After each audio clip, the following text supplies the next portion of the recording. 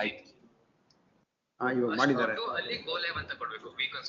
ಆಯ್ತು ಕೊಟ್ಟಿದ್ದೀನಿ ಸರ್. ಈಗ ಇಲ್ಲಿ ಚೇಂಜ್ ಆಯ್ತು, ವೀಕನ್ಸಲ್ ಅಲ್ಲಿ ಬಂತು, ಇಲ್ಲಿ ಬಂತಲ್ಲ ಸರ್. ಆಯ್ತು ಬಂತು. ಓಕೆ ಬಂತು ಇವಾಗ ಬಂತು. ಹೋಗಿದೆ ಬರ್ತಾ ಇದೆ. ಇದು ಕ್ಲೋಸ್ ಮಾಡ್ಬಿಡ್ತೀನಿ. ಅದು ಇದು ಕ್ಲೋಸ್ ಮಾಡಿದ್ರೆ ಸಾಕಲ್ವಾ? ಕ್ಲೋಸ್ ಮಾಡಿದ್ರೆ ಪರವಾಗಿಲ್ಲ. ಸರಿ ಓಕೆ.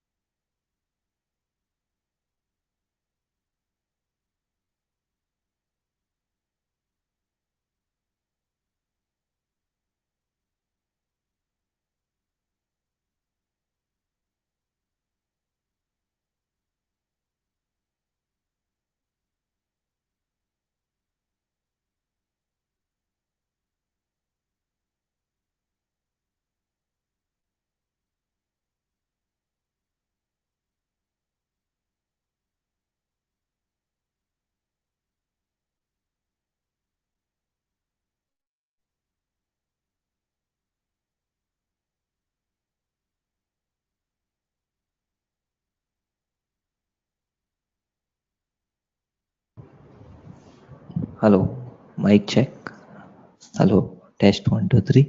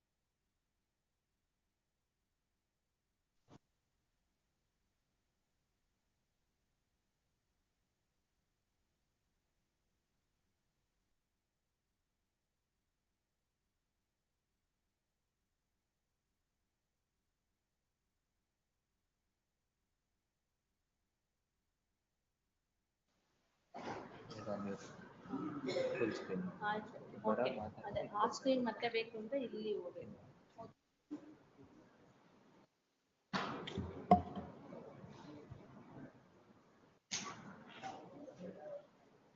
ಕೊಟ್ಟಿದ್ದಾರೆ chamber.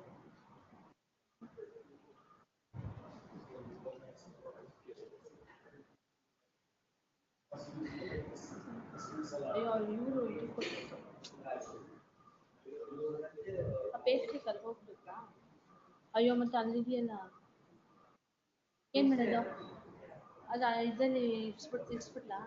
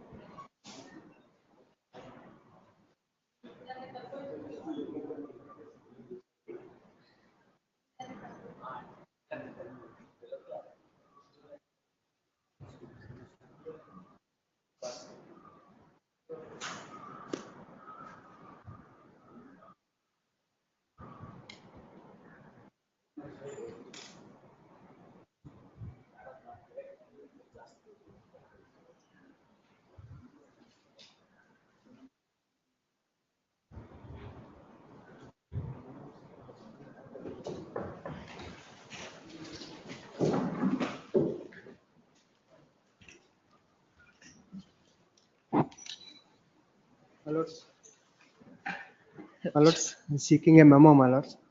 Filed Yes. a transfer petition filed, my lords. Yes, For final hearing, Your Lordship. Oblige. call the list. No, no mentioning, call the list. Huh, call the first one. List 1 for dismissal serial number 1 Nayak NR for petitioner. No representation. List this matter on Tuesday. Tuesday, how many matters are there? Tuesday there are the next week vote is filled ma'am. Tuesday. Oh. Yes, next. Serial number 2 Anant This Kumar case I C appear for the petitioner. for petitioner. For the respondent. Balaram ML. No, yesterday you were saying that the transfer, the reason for the transfer no more exists because the suit itself is withdrawn. That there are two suits that are filed, my lords. The first suit is 157 of 11. Let's see the, first of all, the prayer That is 124, my to lords. transfer the suit pending in OS 124 number of 2 23, my on the lords. file of the so and so, wherein OS number 124 of 2023 is pending. Yes, my OS, which suit is withdrawn? This is the suit which was withdrawn Which suit, subsequent. which suit? 124 of 23 is So withdrawn. we will not consider about what is the subsequent events, what has happened, no. The reason for filing this petition is that OS number 124 is already pending, that you have withdrawn. They have withdrawn, my lord. Whoever Subsequent. it is, withdrawn. So there is no cause of action for you now, seeking transfer. No, but there are other, one more suit filed by both the petitioner and respondent, which is still pending for consideration, my lord. You didn't ask for anything before this court. But that they have informed me subsequent to the No, no, no. complaints. Please. There's no suit. The present petition is filed seeking transfer of OS number 25024 of 2024, pending on the file of the City Civil Court, Mayohal, Bangalore, to Principal Civil Judge and JMFC Davangere, wherein OS number 124 of 2023 is pending. Land counsel appearing for the petitioner submits that the petitioner has filed OS number. It's not the petitioner, my lord. You- Respondent filed. Respondent is. Both the filed. suits are of respondents. Yes, yes. It is stated that the respondent has filed OS number 124 of 2023, which is pending on the file of the JMFC Davangere, and also filed OS number 25024 of 2024 on the file of the City 25. Civil Court. 25. But it's shown as 24, It's a mistake here. 2025 on the file of the City Civil Court, Moyhal, within brackets CCH-58. It is submitted that as the suit, both the suits are between the very same parties, and to avoid conflict of judgments, the OS number 250 of 24 may be withdrawn and transferred to the JMFC Davangere to be tried along with OS number 124 of 2023. Initially, this court has granted stay of all further proceedings. No, No, stay. my lords. No No, no, granted. no. The Land Council appearing for the respondent submits that already OS number 124 of 2023, which is filed before the principal civil judge and JMFC Davangere, is withdrawn by the respondents on On February 20, 2024. in the month of February 2024. As 25. such, 25. 25. As such, there is no cause of action for the petitioner for seeking transfer. Land Council in response to that, Land Council, the petition submits that some other cases are pending between the parties on the file of the JMFC Davangere. There are no cases pending here. That's his Yeah, contention. I have the Land Coun- e-courts copy Having heard also. the my counsels lords. on either side, there is a material on record. The prayer that is sought is that the OS number 25024 of 2024 has to be transferred to the JMFC Davangere to be tried along with OS number 124 of 2023. Now the suit OS number 124 of 2023 itself is disposed of. This court is not concerned with the other pending cases, which is beyond the scope of this petition. In that view of the matter, this court finds no reasons, no orders are required to be passed in this petition. Accordingly dismissed. Case number 3, Much obliged. case number 3, Mahesh for appellant, For X the, Raju, for the respondent. Where is Mr. Mahesh?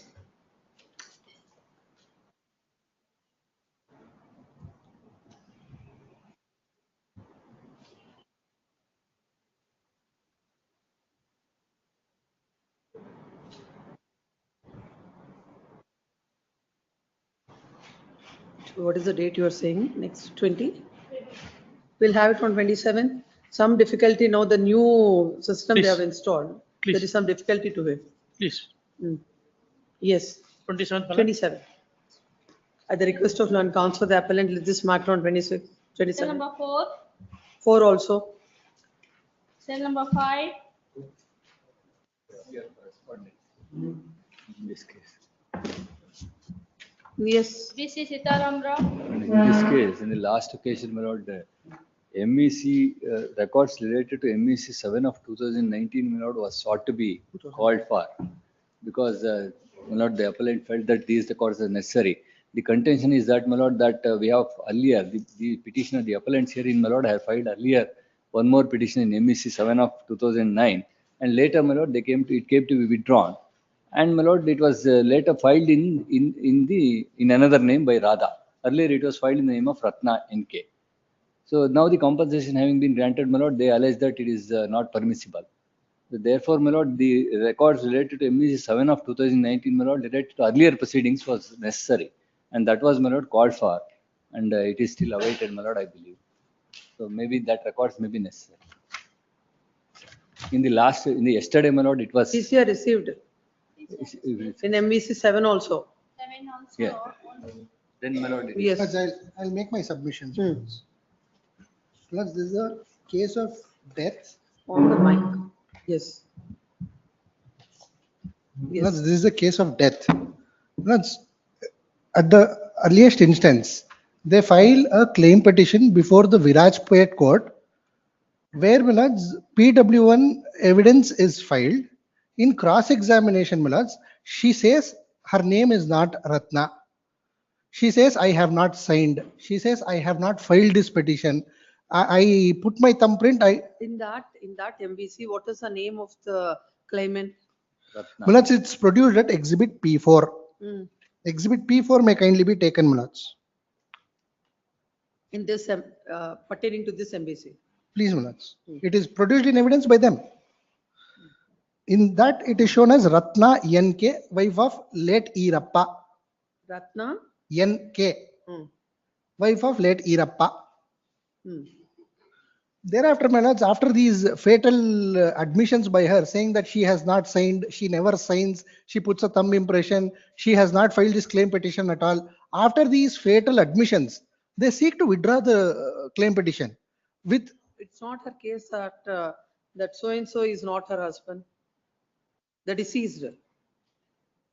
that doesn't come into consideration. She says, I have not filed this claim petition. That means on behalf of her, somebody has filed is her case. With regard to the other things, it remains to be the same, isn't it? No, she says, I have not signed. I don't sign. I put thumb impression wherever I go. I don't know who has signed as Radha is what she says. Thereafter, my lords, they seek to withdraw the claim petition because it would have been dismissed on merits with permission to file a fresh petition. Plus, the trial court passes a detailed order why they are permitting her to withdraw, specifically saying that she is not given permission to file a fresh petition. Thereafter, my lords, they come and file a fresh petition and that gets entertained. That is why we are before this court. Firstly, my lords, order 20. See this Order. what is that order? Exhibit P4. No, we have to look at the other case, I think then. That is produced here. In this, Exhibit P4, my lords, page number 7 may kindly be seen. I'll read the entire order.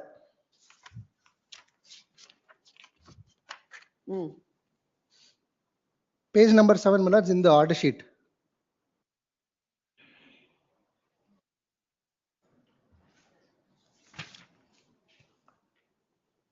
May I read, my lords? yes.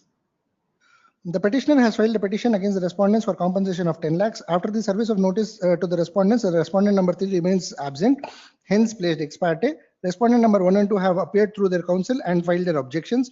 On the basis of the pleadings in the petition, issues have been framed.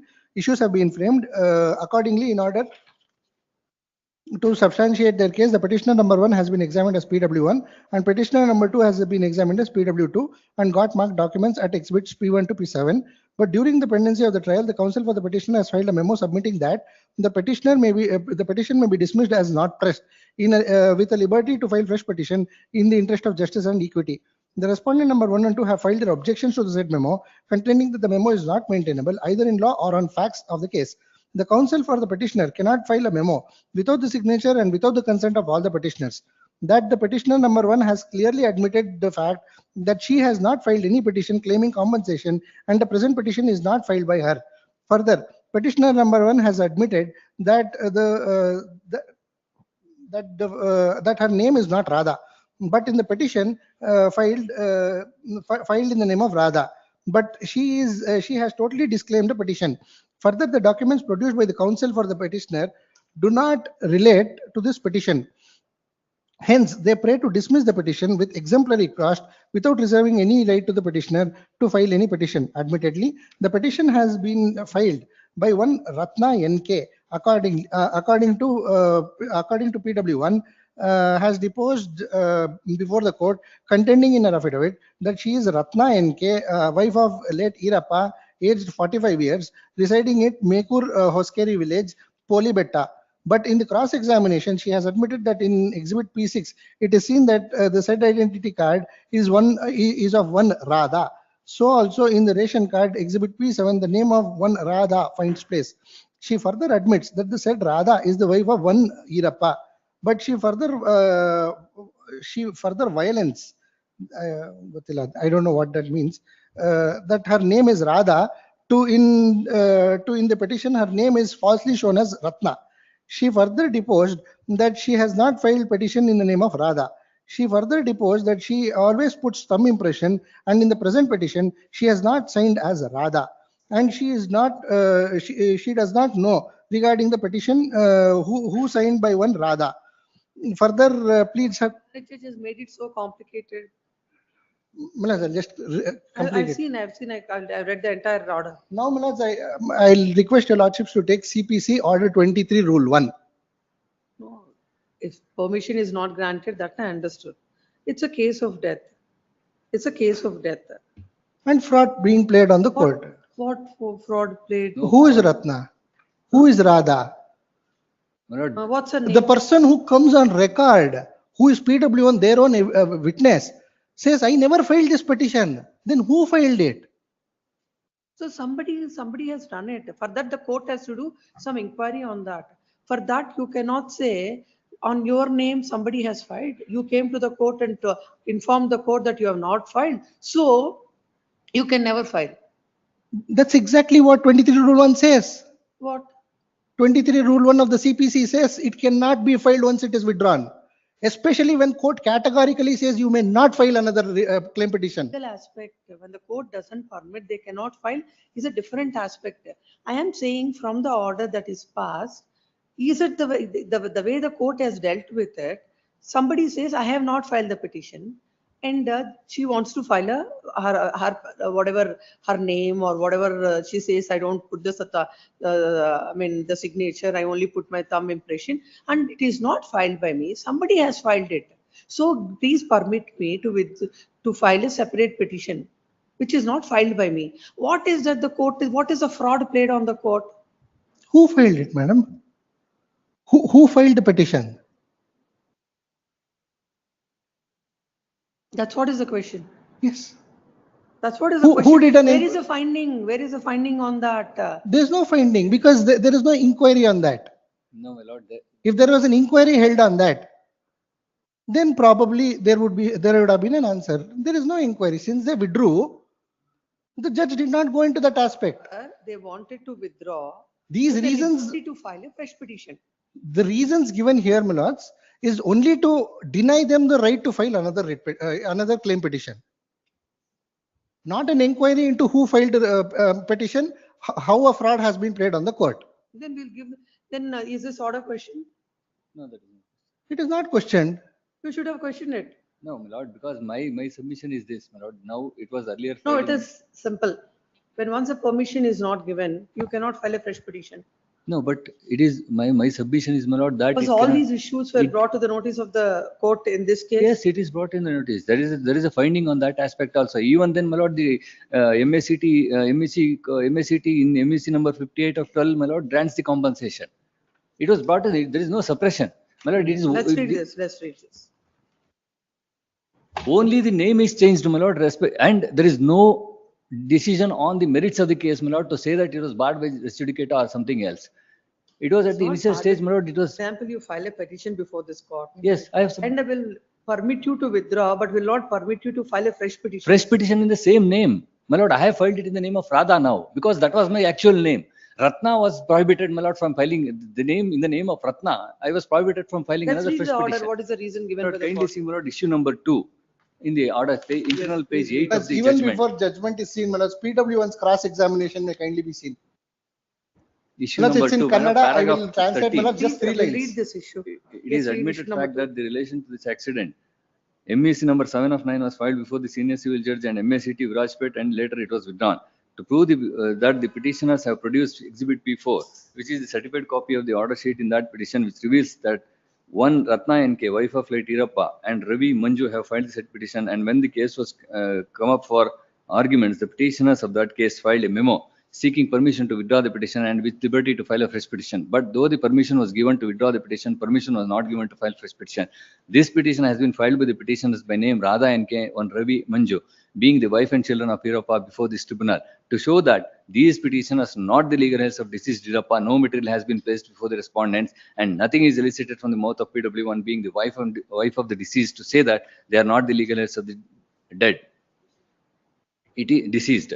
It is not the case of the respondents that there are other legal heirs to the deceased and they have already claimed compensation. It has been disposed of and award has not been passed. When that is so, I opine that the withdrawal of the earlier When petition. you have not filed the petition, how can you withdraw? My lord, When you have not filed the petition, Somebody else has filed. Yes, my lord, because in the cross examination, he says that, my lord, she has not filed the petition. But, my lord, The person who has filed will withdraw. You are the- not the person who have filed. But, my lord, somebody, that, my lord, it is not clear in the record, that, my lord, ultimately, the resulting thing is, my lord, it is withdrawn. But, my lord, Why that should you will withdraw? prohibit, Why should you withdraw? because, my lord, the names are not tallying, because the records which I had, Amendment of the cause title and all cannot be done. no, that is not done, my lord, they filed a fresh petition. It was not. As I have the answer to those questions. PW1's cross-examination categorically says she is also known as Ratna. It is not there. They cannot say it is not there. It is unclear. It is clear. She admits in this case, But- in but this my- claim petition, that anyway, she my lord- herself is Ratna. And they admit that Ratna is prohibited from filing. So if I change my name tomorrow, can I file any number of cases? How can that be permitted? Law has a sanctity. Sitaramaro, why are you so aggressive? No, Why, court is hearing you. It can't the like, judge does not I'm even deal with the It's law. not that I'm not giving you any audience. I am hearing you. Don't be so, yes. No, my lord, what has happened is, my lord, maybe, but that is not, there is no order as to the merits of the case, my lord. Now, the compensation is not awarded in that case. Liberty is not So reserved, what is however. that the court wants to know? Why all this? Why all this? Why you wanted to withdraw? Why you want to file? Because the because case? I had no documents to, my lord, say that my name was Radha.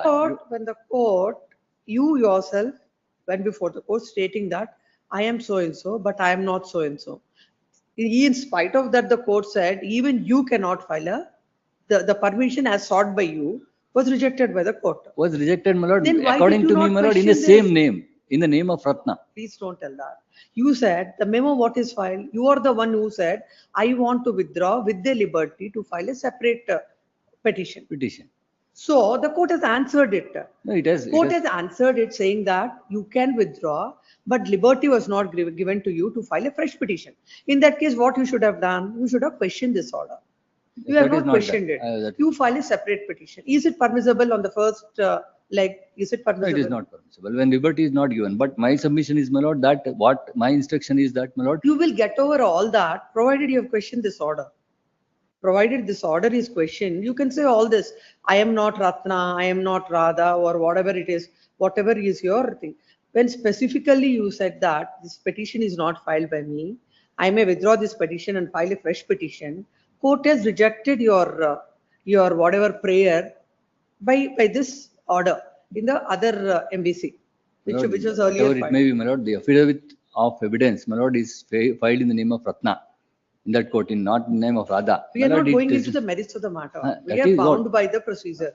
We are But, bound my by lord, the moreover, procedure. it is a beneficial. There is no award passed in that, my lord. No, I am entitled for compensation, my How lord, can towards it the be? death. You will be entitled for an award provided you have a liberty to file a petition. Once you have the liberty, then the court will decide about the award. That this order as it is passed by the court is not correct, which you should have questioned it. Because in a matter of these kind where it's a case of death, court can't pass these kind of orders. And why this kind of an approach that the no permission is granted. But unfortunately, you have not questioned it. No, That's it. that's it. Please come.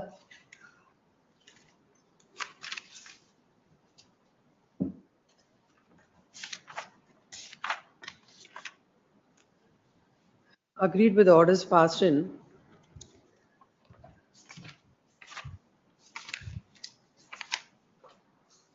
MBC number 58 of 2012 dated 28 February 2013. May be permitted to, my lord, challenge that order with liberty. That liberty may be reserved.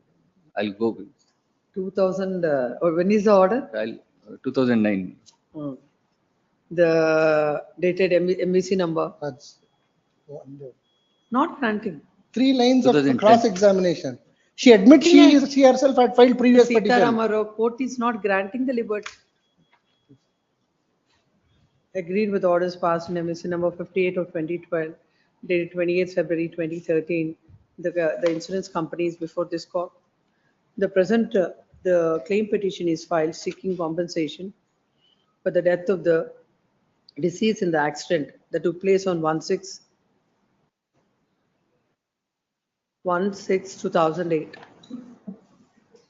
Initially, The one Ratna LK has filed MBC number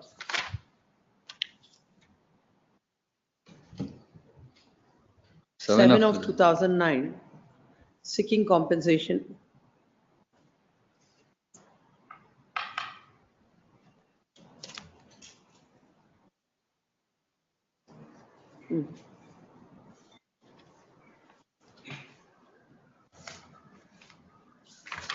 Seeking compensation. Thereafter, the claimant in this petition has come up before the court and stated that the said petition is not filed by her.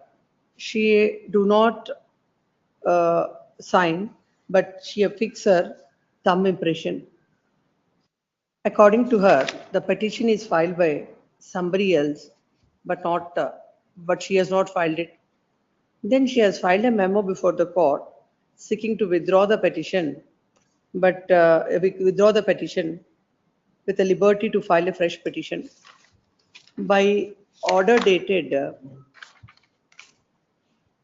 what is the order date of the order? 27, 2010.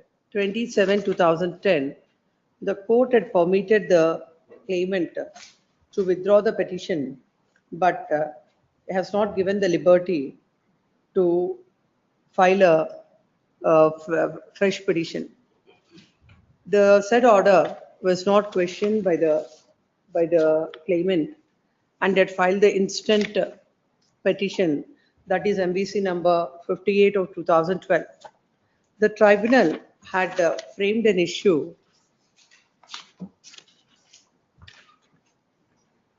number 2, whether the petitioners has stopped from filing the claim petition in view of the withdrawal of MBC number 7 of 2009 on the file of the senior civil judge and MACT Virajpet. And the court gives a finding that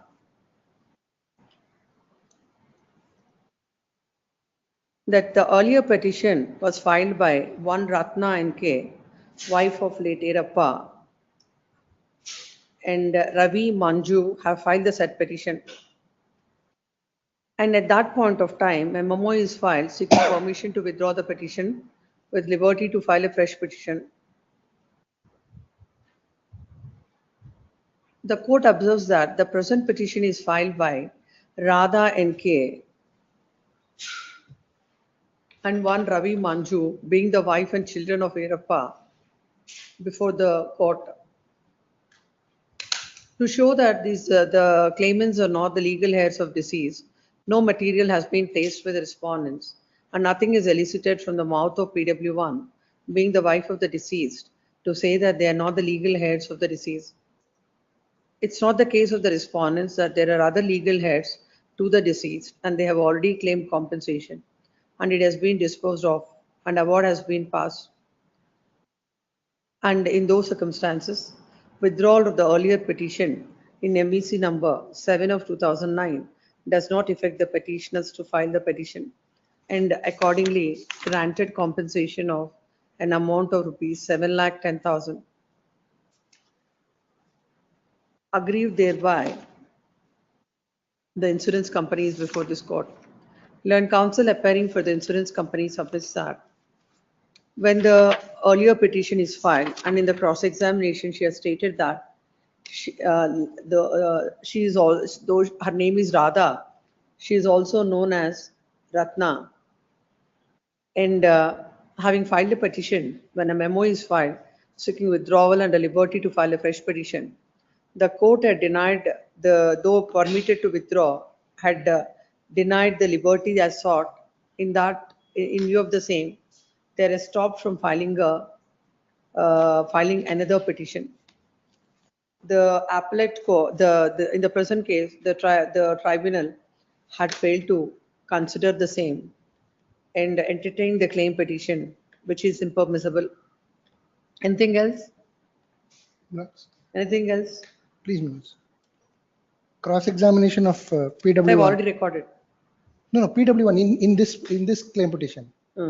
No, she says she is Ratna and she had filed the previous petition.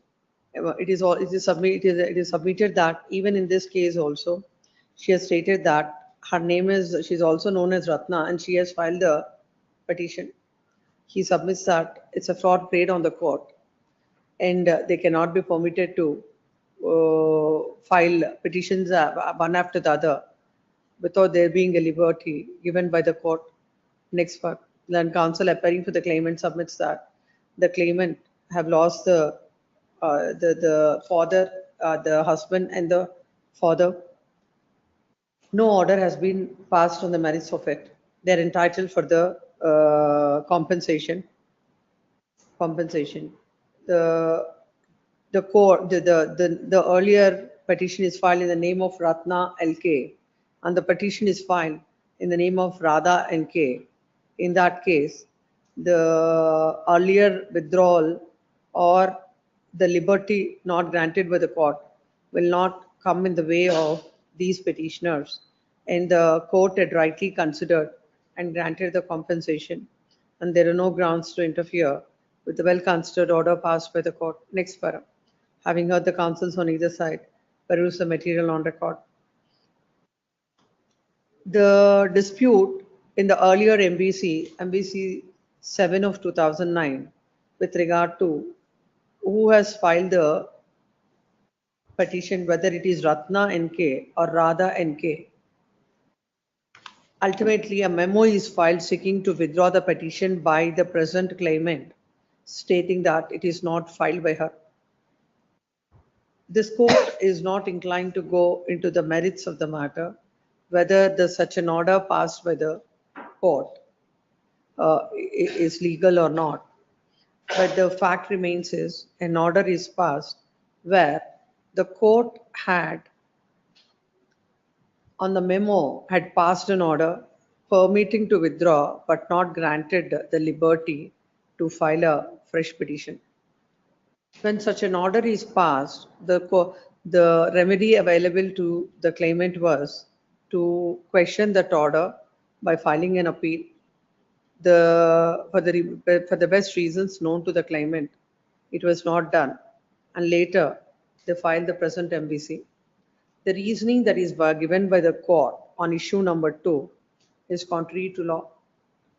When the liberty is denied by the court, they cannot be permitted to file an application before another application before the court, and there will not be any end to the litigation if these kind of matters are entertained. In view of the fact that the order that's passed in MBC number 7 of 2009 is not questioned by the claimants, they cannot maintain the present MBC, that's 58 of 2012, and the tribunal went wrong in entertaining and granting the compensation. In that view of the matter, the order impugned is set aside and the appeal of the insurance company is allowed. The amount in deposit, the insurance company shall be, insurance company is at liberty to withdraw. Transmitted to the MSC team. The amount. If you want here or there, MSC team. The amount shall be transmitted to the trial court, to the tribunal, and the insurance company is at liberty to withdraw. Yes. Cell number 6, Satish H. For appellant, Arun Kumar HS. Give that date, 27. 27. Cell number 7. This also. This give some other date. 8 also some other date. Cell number 8. Some other date. 1/4. Cell number 7. 9. 7. Mr. Mahesh has some difficulty in connecting to this new. Yes, ma'am. Yes, ma'am. Yes, ma'am. Yes, next. 1/4. 1/4. Yes, much obliged, ma'am. 9. Appearing for Kumar method. respond number 3, ma'am. Which case? Serial number 9. 9. Appearing for petitioner. Well, actually, in this case, I'm claimant, and the respondent number 1 is the driver. Respondent number is the respondent number 2 is the owner of the vehicle, my lordship. The Honorable Tribunal, No as- insurance company. In my this lordship, case, I my will lord, tell the ground that insurance company also, but in this hon- case, insurance company is absolved from liability on the ground that there is a One violation of a condition. One And minute. thereafter, owner has challenged the same, that MFA is dismissed by Yeah, the one this minute, honorable my High Court. lordship. Honorable Tribunal dismissed the petitioner number 3. Petitioner number 3, respondent number 3. Respondent number 3 is the insurance company. On the grounds of, though driver of the vehicle having a valid license, but he was driving a commercial vehicle. On that basis, the tribunal fastened the liability on owner and driver, my lordship. And again, thereafter, the owner of the vehicle also filed. Represent the insurance company. I am for this insurance. Owner of the vehicle also filed the appeal before the honorable court number MFA number 7381 of 17, same as came to be dismissed for DNP, my lordship. But my prayer is before this honorable court, the liability shifted to insurance company, respondent number 3, because in so many judgments, apex court held that, my lordship. I will, This case, Mukund Devgan's case will not apply. Mukundan Devgan. Yes. That is true, but in this case, he has not taken any ground, my lord. Kindly see. Except only bring it to your, Will apply Mukund Devgan's please, case. ma'am. But only I am saying that now he is arguing, but he has not taken that ground. Yes. Kindly consider that. What about the compensation? My lordship, here tribunal only considered 50%. Let's see, what is the compensation claimed? Different heads. Huh? Different heads, what I'm saying. What is the compensation claimed? 1 minute. It will be there on the first paragraph. Yes, my lordship. Loss of future earnings. No, amount claimed, amount claimed. How much is awarded? 2 lakhs, my lordship, awarded amount is 2,52,000, but our claim is 7,48,000. That's what I was asking. 7 lakh? 7,48,000, my lordship. Is there any disability? Yes, my lordship. How much is the disability as per the 30%. 30%, my lordship. 30% to the limb or the Limb, whole limb. body? Limb. Body also, my lordship. How much court had taken? 50% only. 15. 15% only. It has taken more. It should have been 10%. In What is your income according to you? 7,500, my lordship. Which year is this accident? 2006. 2012. 2007. 12. 12. 1 year, 1 2. Then it is 7,000. Oh, how much the court had taken? 15% to our court has taken for 4,500, my lordship. No, please come to the table. Table. Cost of future earning, 1,13,000. Page, internal page 18, my lord. Pain and suffering, reasonable amount is granted. 65,000, please. Loss of 1 minute, 1 minute.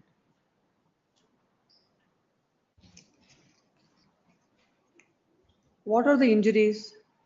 injuries, my lordship. Fracture of fibula, lower third comminuted limb, and fracture of fibula. Tibia and fibula. What is your Aberration leg and. What is your occupation? I was working on Mandaki Batti, my lordship. Loss of amenities will grant 20,000. Medical expenses as it is. My lordship, medical expenses kindly be. Because he admitted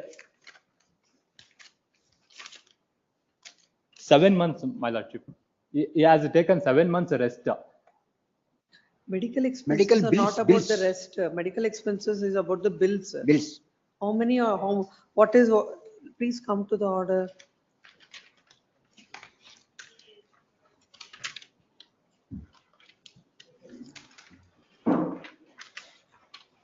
Medical bills only to the tune of rupees 45,000. Please. Taken treatment for about 10 days in Navodaya hospital. So medical expenses 45,000.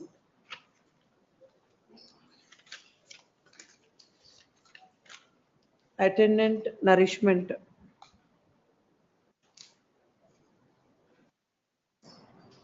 transport, 15,000.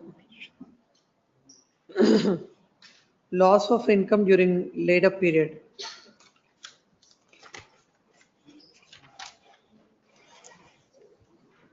How many months? 13,000. 7 months, my knowledge.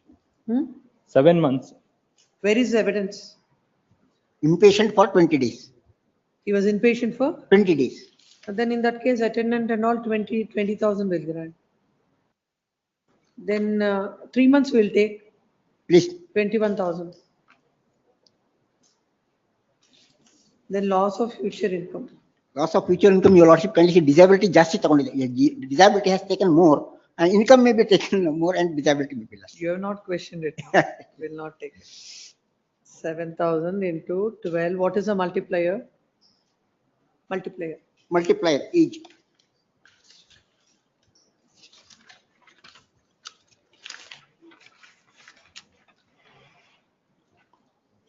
Fourteen. 1/4. 1/14.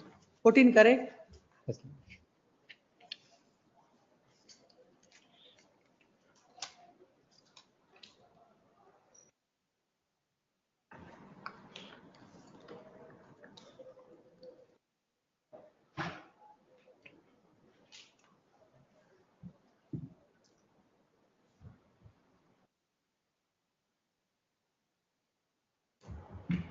It comes to 1,76,400.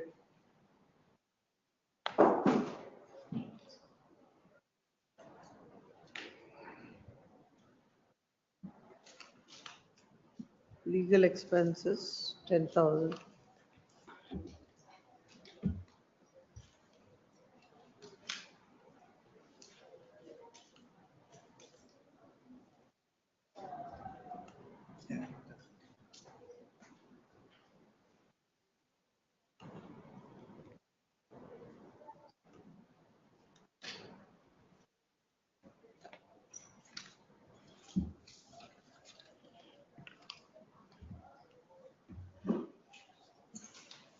It is 3,57,400. Please come. Agreed with the award passed in MBC number 673 of 2012, dated 12th March 2014. The claimant is before this court. The claim petition is filed seeking compensation of an amount of rupees 7,48,000 for the injuries sustained by the claimant in the road accident. It's a case of the claimant that on 6/3/2012 at about 6:30 p.m. he was proceeding on a motorcycle. At that time, the respondent number 1, being the driver of the auto, came in a rash and negligent manner with high speed and dashed the petitioner's motorcycle from backside, thereby caused the accident. Due to the said impact, the petitioner sustained fracture to his right fibula and tibia, and he was admitted in the hospital and was inpatient for 20 days, and still is taking the treatment. And according to him, he is earning 7,500 per month by doing work in Mandaki Batti. What does it mean? Mandaki Batti. Mandaki. Huh? Oh.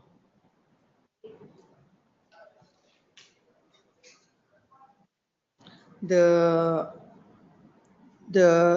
tribunal on the issue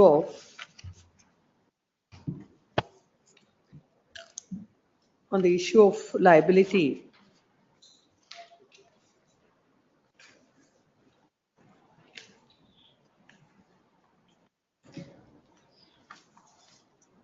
court has held that the driver of the auto rickshaw, because of the negligence on the part of the driver of the auto rickshaw, the accident has happened. When it comes to the liability, the court had observed that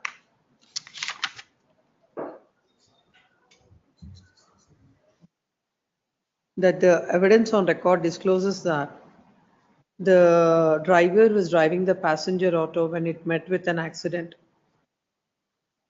Exhibit R1 is the endorsement given by the RTO Davangere from where the respondent number 1 obtained the driving license. As per the said endorsement, respondent number 1 had a license to drive non-transport three-wheeler vehicle for personal use, and he cannot drive a transport vehicle. In the light of the same, the court has held that the insurance company is not liable to pay the compensation. It is the owner who is liable to pay. Then when it comes to the compensation, according to the doctor, the claimant has sustained 30% disability to the whole body, to 30% disability to the limb, and 15% disability to the whole body. And he had sustained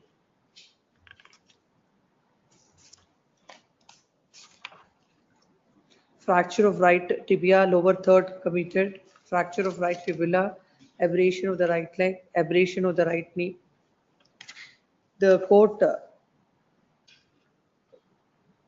considering the income at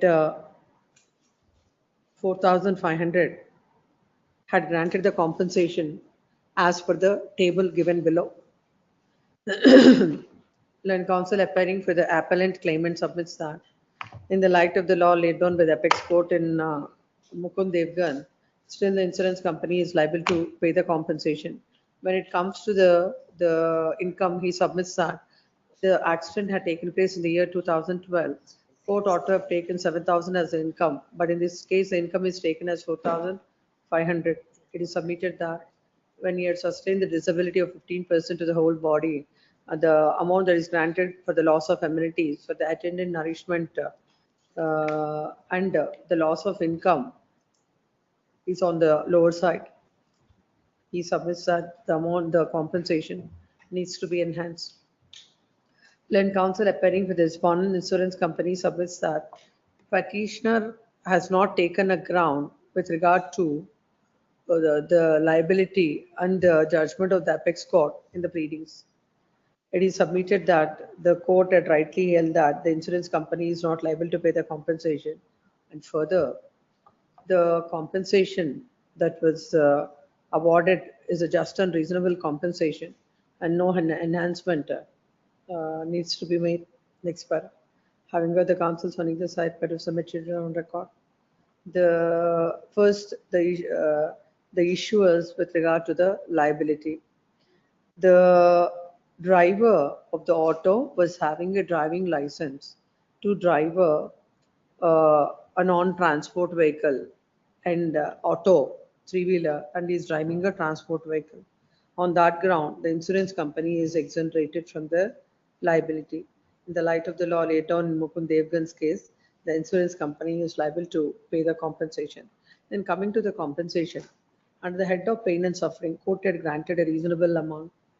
Coming to the loss of amenities, considering the 15% disability, this court is inclined to grant 20,000 as compensation.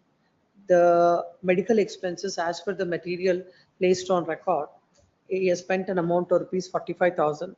Accordingly, an amount of rupees 45,000 is granted as compensation. For the attendant and nourishment, considering the hospitalization, this court is granting 20,000. Then coming to the loss of income during the later period, as this is an accident of 2012, this court is taking the income at 7,000 for 3 months. He is entitled for 21,000. Coming to the loss of future income, 7,000 into 12 into 14 into 15 by 100 years, 1,76,400. In the light of the law laid down in Mekala also so and so, towards legal expenses 10,000. Altogether, the claimant is entitled for an amount of rupees 3,57,400.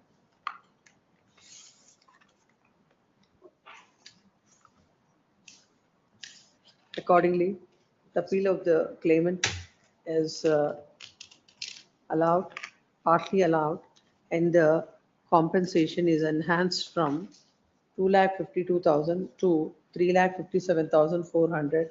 The enhanced amount shall carry 6% interest. Next, the insurance company is liable to pay the compensation. Pay and recovery. Pay and recover from the owner. In Mukund Devgan's, where is the pay and recovery? There is violation of condition. What is the condition? The non-transport transport vehicle. That's why Mukund Devgan. Please. In Mukund Devgan, there is no pay and recover.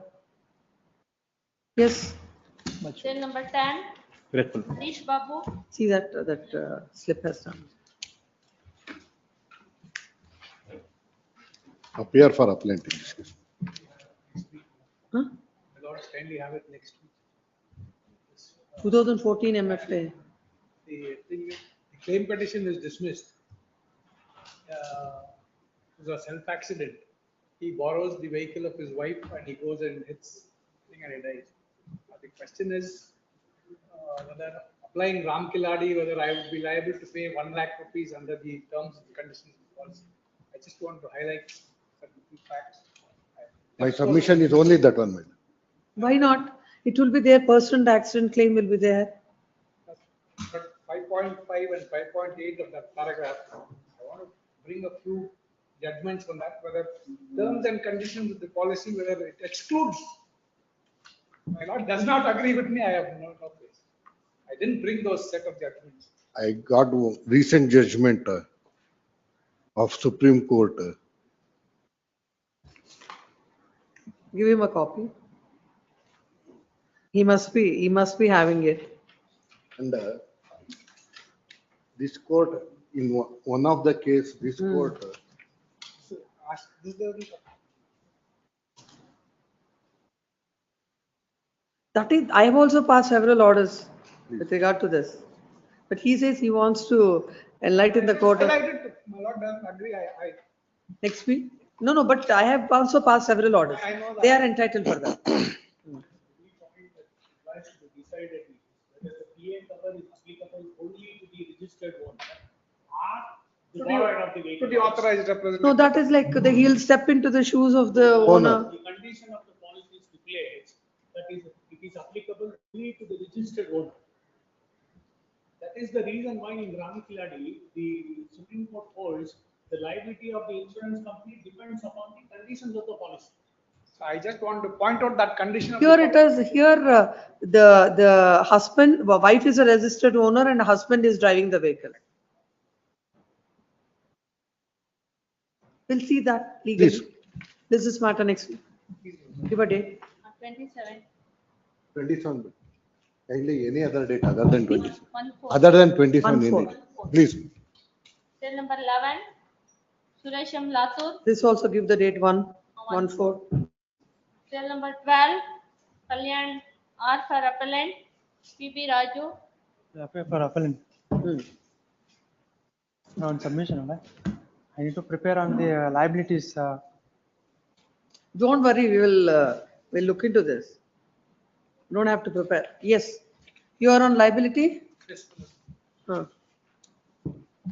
On what ground you are saying? There was that you no are not liable? insurance, no insurance at all. Insurance. No insurance. Then what's the finding of the court? Let's go to that finding. Liability para 16.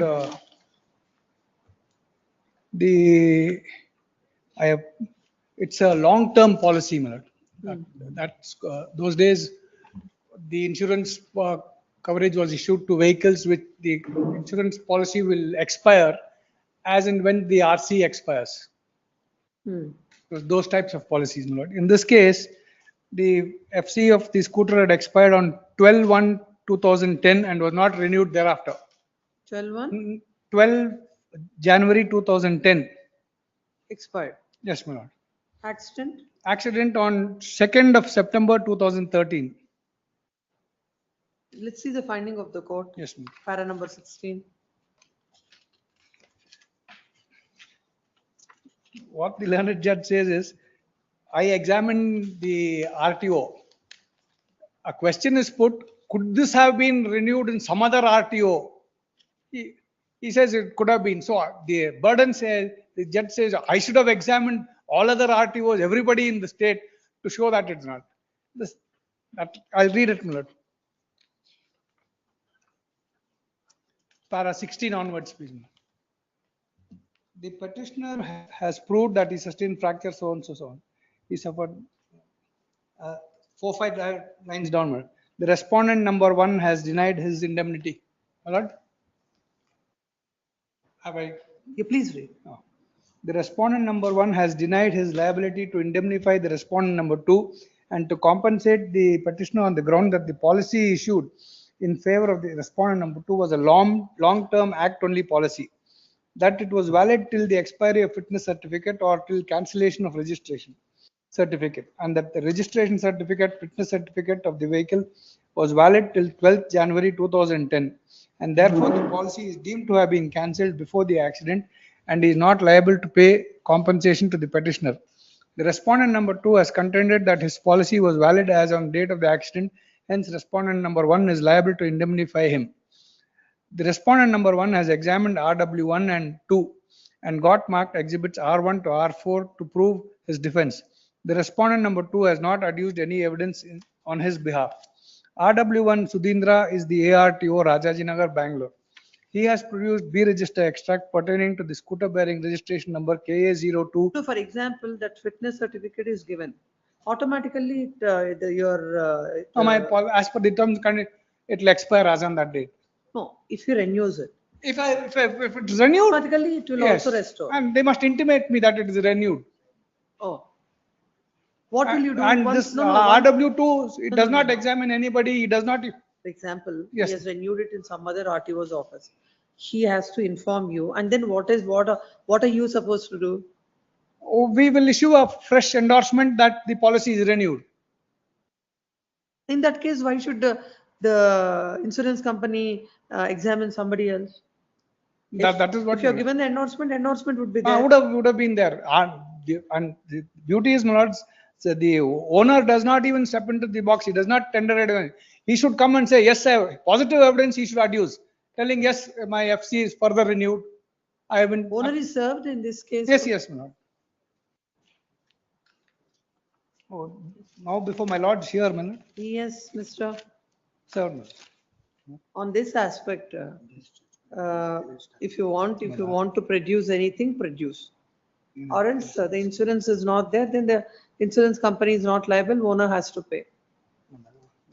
If you agree on that, then we'll determine where you are entitled for any enhancement or not. Regarding that one, I had taken from senior. 2016. For the learned counsel, for the respondent, learned There's counsel. one judgment in his favor, I am told, my lord. MFA 5706 of 5702 of 2016. 2016. What it says? It says the burden is cast on me, Not on them. not on them. I'll produce that. Let me see. Please produce. This matter, give 1-4. 2-4. Sorry, Number 13. Because the claimant will not be having it. Pardon me? Because the claimant will not be having it. I'll give. If there's a It should judgment be the against me, what- I have to bring it to the notice of the court. Till number 13. Babu M for appellant, A.M. Venkatesh for respondent. 1-4. No representation for the appellant. Counsel for the respondent is present. List this matter on. Yes. Till number 14. Bala Kumar for appellant, H.R. Renuka for all. Claim petition has been rejected, my lord, in this case. This also will have an 1-4. Yes. He's not there. Yes. No representation for the appellant. Counsel for the respondent is present. Till number 15. Sripadvi Shastri for appellant, H.P. Chandrasekhar. Same order. Till number 16. Keshavamurthy B. 10 minutes, Appellant, please. B. Yes. Gowda. That I am appearing for the appellant in this matter, my lord, Hmm.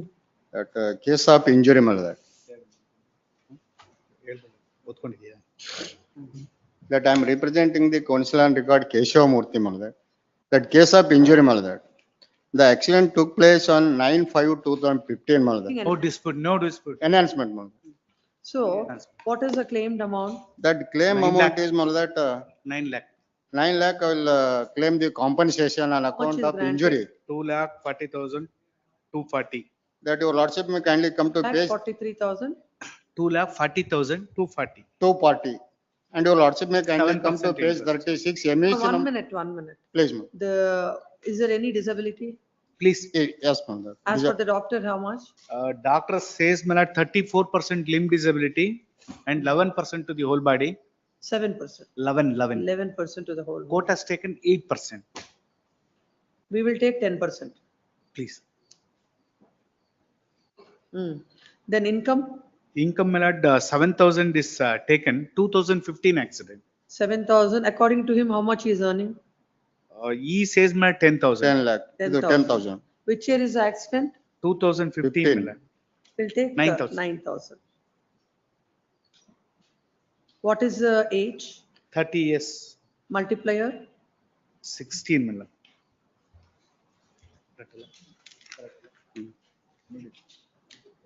Oh, 16. Multiplier is correct? Correct, my lord. You said how much? 16, 30 years. 16. Please.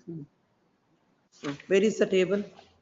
Table is, my lord, page number that 45, my lord. MUC number 2483 of 2017, my lord. 20? 2483, my lord. 2483. 2482 2017 at the 45 It appears page to be number. 2016. Please, my lord. 2016, not 17. Yeah. 2015, my lord. Date of accident. No, MVC of 2016. MUC number, my lord, 2483 of 2017, my lord. In the next, inside that, it is mentioned as 16. Please, my lord. Some mistake, my lord. That claimant name is Mangalama, my lord. 1 minute. Yours is, you said MVC 2483. 2483. It is at internal page 40. 45, my lord. How many are the injuries? That injury is a fracture of, my lord, How many fractures? that Only one fracture fracture. of left One superior fracture. pubic rami, my lord, and other injuries. Pain and suffering 40,000. Medical expenses as it is. Yes. Please, my lord. No, But they have not produced. They have. Conveyance, nourishment and attendance, they have No. granted. What is the medical bills? They have not produced any. Then how come 40,000 has been granted, my lord. Thanks. how many days was in hospital? More 23 than days, 20. my lord. 23 days, my lord.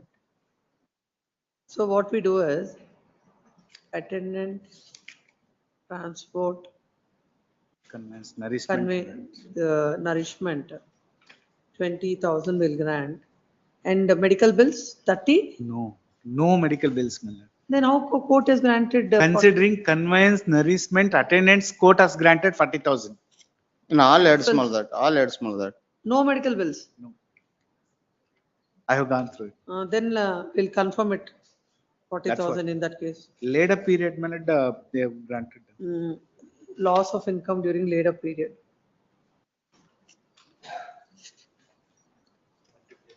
No, we are taking the income at 9,000. Please. Multiplier 17 need to be taken into my lord. 30 years age, my lord. 17 to be considered.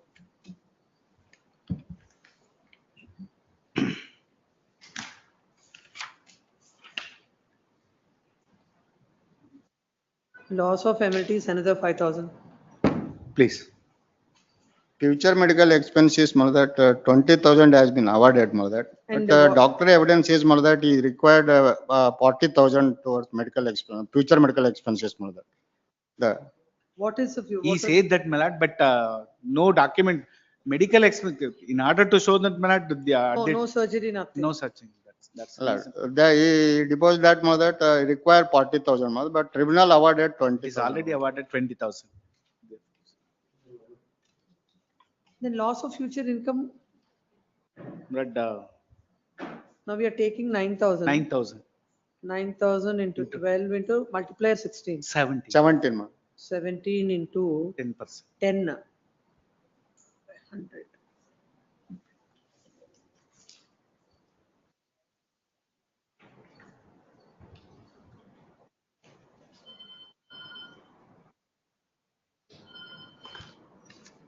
It comes to 1,83,600. 600. Legal expenses 10,000.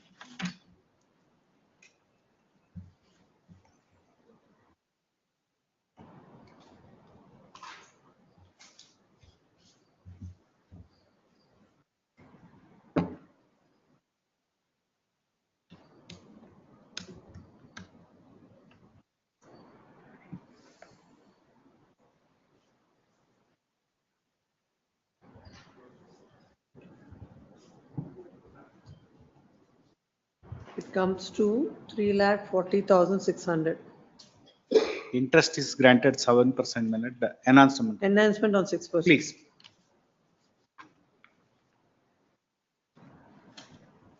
Please come.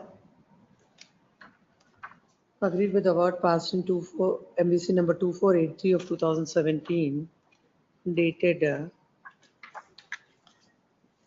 22nd February 2018. The claimant is before this court, seeking enhancement of the compensation. No appeal is filed by the insurance company. The claim petition is filed seeking compensation of an amount of rupees 9 lakh for the injuries sustained by the claimant in the road accident that occurred on 9/5/2015. It is a case of the claimant that he had sustained Fracture of radius. He had sustained Radius. swelling and tenderness over the left forearm and linear oblique fracture involving linear 1/3 of the left radius with minimal displacement. The doctor had opined that the claimant had sustained 30% disability to the limb and 11% to the 34%. 34%. To the limb. Then it should be more. That's what, my lord. So then 11 we will take. Please. If we take 11. It is 34 only. Huh? Doctor says 34 and 11% to the disability to the whole body. But I have taken 10. Please. 11 is. It should be 11. And in that case, it would be That,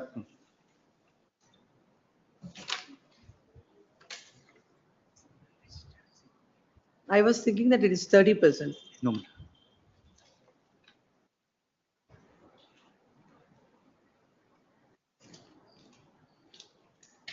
It comes to 2 lakh 2,08,000.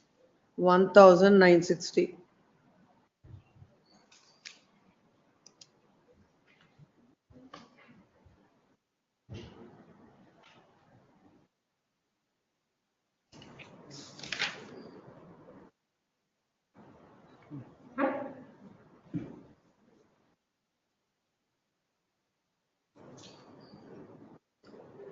Yes. Then it becomes 3,58,960. 58,960. Correct. 3,58,960. Please.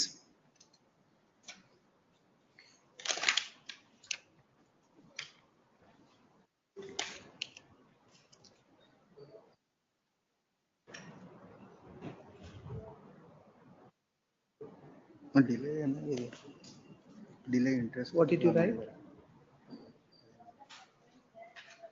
Disability is 34% and to the whole body, the disability is 11%. The court had taken the disability at 8%. Please. 8%. When it comes to the income, according to the claimant, is earning 10,000. Court had taken 7,000 and granted the compensation as per the table given below. The table is at 40. At 45. More. Mega 45.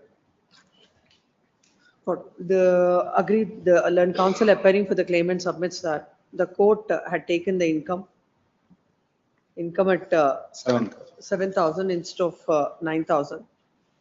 It is stated that under all the heads, the amount that is granted is on the lower side. Further, when the doctor had opined that the disability is 34% to the body and 11% to the 34% to the limb and 11% to the body, without any basis, court had taken 8% as a disability. It is submitted that on all the counts, the amount, the compensation that is awarded by the tribunal is not a just and a reasonable compensation. Next parallel, and counsel appearing for the insurance company submits that the court had considered all the aspects, the evidence on record and lightly granted compensation, and there are no grounds seeking enhancement of the compensation. Next para, having heard the counsels on either side, there is the material on record. The accident had taken place in the year 2015.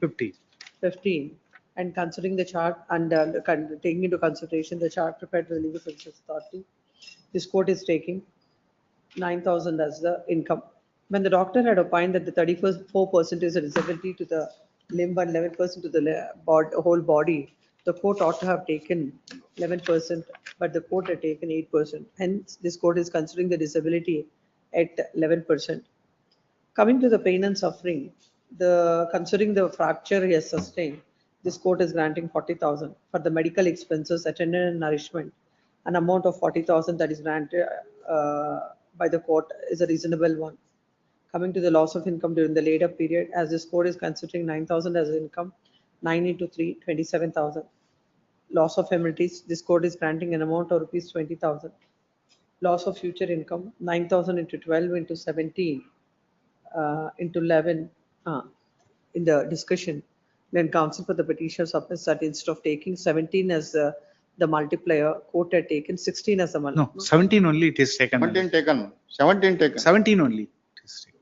17 taken, ma'am. Tribunal has taken 17. ma'am. 17 only. The 9,000 to 12 into 17, maybe that is in the other case.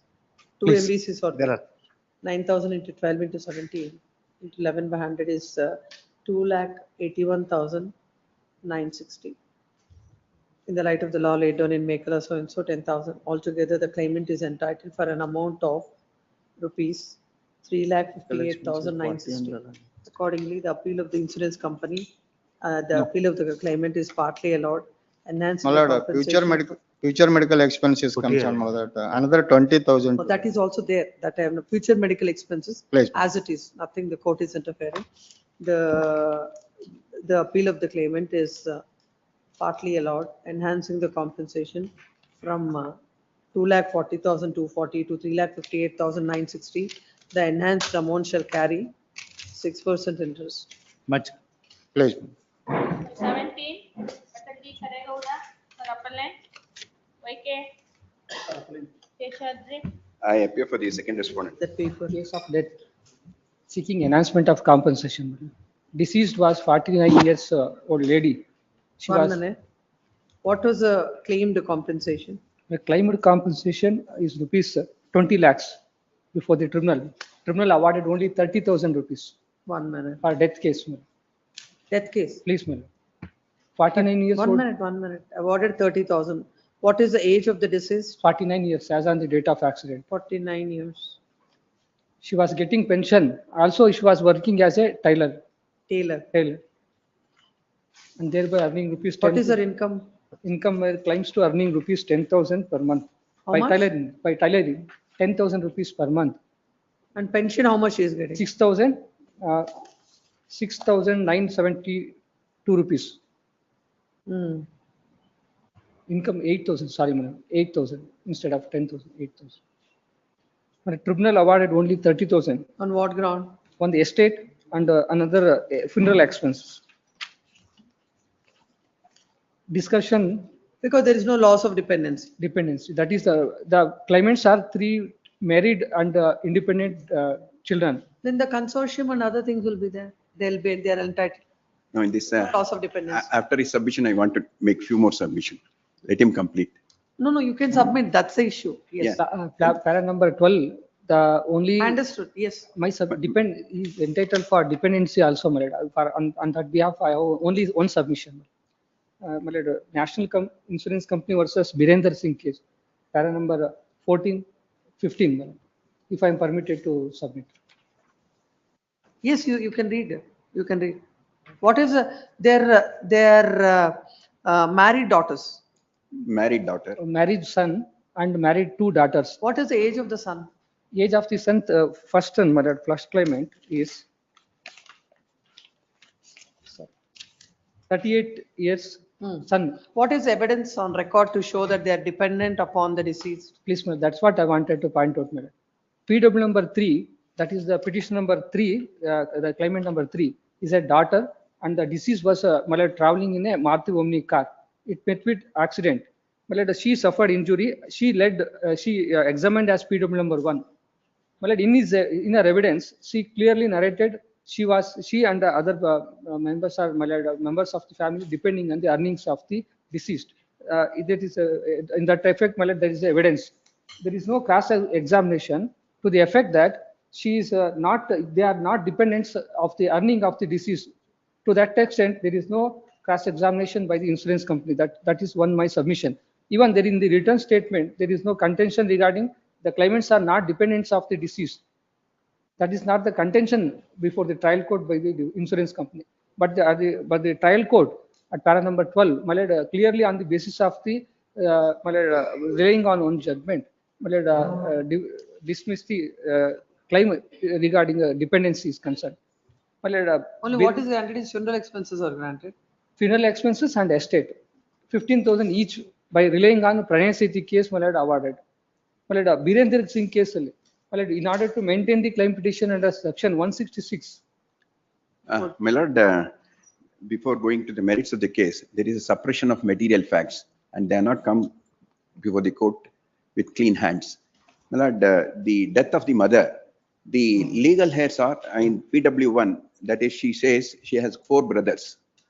Only 2 brothers are before this court and she, one of the appellant. The other 2 brothers, deliberately they have not mentioned any whisper in the claim petition that the other brother is none other than the insured, that is respondent number 1, and the driver who was driving the car, who caused the accident, who was the accused charge sheeted, is another brother. So misrepresentation, and they played a fraud on the court, that they are not said anything. There is no whisper in the claim petition about these things. Did you say all these things before the trial? Normally your lordship knows general. Yeah, we cannot consider all that. No, nothing was placed before the court. But they knew, but the legal heirs should be on record. All the legal heirs should come on record. That is nobody's contention. It was not dealt with by the court. And deliberately, because why they have done so? Because 2 brothers, one is charge sheeted. No. That I understand. Yeah. None of these factors were brought to the notice of the court. Yes. It is nobody's case. Nothing was dealt with. So we'll not go into that. Now coming to the entitlement of the family members, they say that they are dependent. They cannot be dependent, my lord. They are all married. Even the recent judgment also. What is that? Justice They are Prashant not dependent in the sense they are not financially dependent because they are independently living and your lordship consider the age. No. That is their case. Yes. What is the evidence that is placed or how you have cross-examined them? See, in the latest judgment, what is that? National Insurance Company versus Birendra Singh case. Not It is Birendra Singh's 2020 case. case. Considering Birendra Singh's case, latest Justice Prashant Kumar Mishra and they say, the appellant or PW1 says, PW1 says. What is the judgment latest, Pradeep, that Prashant Kumar Mishra and another judge where Birendra Kumar case is considered, and they said that even the sons who were living separately, Yes, that meager amount that is not sufficient, they are entitled for dependency also, loss of dependency. And she herself says they are residing separately. That is what she says. Subsequently, that was support, but earlier, Dinesh Jain versus India Adjudication, they said even a bachelor, the major son or married daughters is also entitled to get the compensation to the extent of 50%. No. But in this judgment, which I'm referring to, that Justice Prashant Kumar Mishra and other learned judge, they have taken altogether a different view. They said that like any other loss of dependency has to be. No, my lord, in that, my lord, Pranay Sethi case has been referred. Yes. And Sarala Varma also referred. Wherein number of dependents are 4, it has to be direct count for, like my lordship has decided. And Birendra Singh case is also referred on that. But my lord, circumstances of case has to be looked into. That what they said was with regard to the dependency. It all whether they are depending upon the deceased, number one, and the other factor is whether the income that they are deriving, is it sufficient to have the living standards? If not, we have to consider them as dependents. Please. That must be in the evidence. No, in this case, they let the evidence saying that we are dependent. Insurance company has not cross-examined. The cross-examination to the effect of my dependency is concerned, no suggestion is made. What do you say? Well, there is one Supreme Court judgment which says legal remedy is one who suffers the loss need not be a spouse, child or parent of the deceased to the Supreme. That's what your lordship is referring. The Justice Prashant Kumar Mishra and one more. Yes. So, alternatively, since your lordship is not appreciating my regarding suppression of material facts and they are not coming to criminal. Then we have to apply There is no need to interfere with the order of the trial court. What they have followed the Pranay City's case and they are entitled only for under two heads. They have given that. They should have the benefit of the judgment. They should have the benefit of the judgment which you are referring now. Yeah. They get that in the afternoon. My request on Monday, madam. Why? I will get back, madam. I will get back. Court wants to give you an order also, you want it on Monday. I will get back. Yes. For order number 18, Appearing for the respondents matter, respondent claimants. for orders. Umesh, appellant, K.R. Ramesh. Where is Mr. Umesh? Yes. Where is give that, please. You give him a copy? Please, madam. Misapprehended.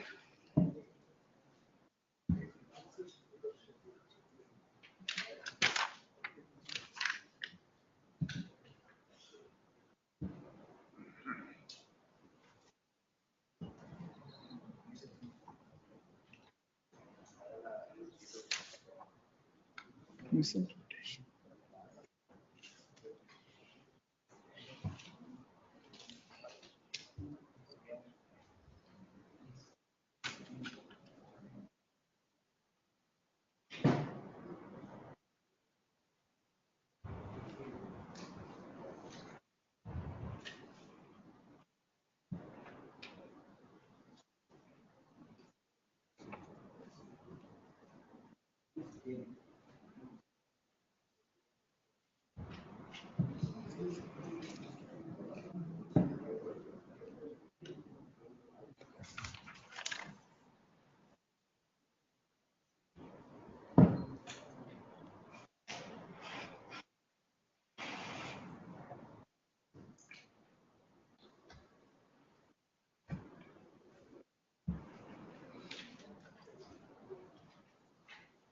No, as per this, my husband died about 8 months back.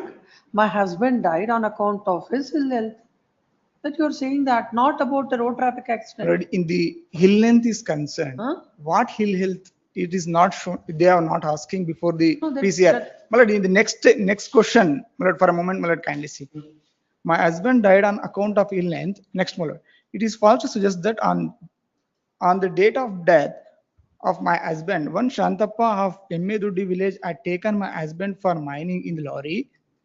It is false to suggest that my husband died on account of heart attack when he had gone for mining. But is denied. If she is, Malad, in this case, Malad, the appellant is first appellant is stated that in case Malad, the husband was died ill health, but is admitted the stated that my husband was died during and due to the heart attack. But their suggestion was, Malad, they are. It's a statement, Mr. Counsel.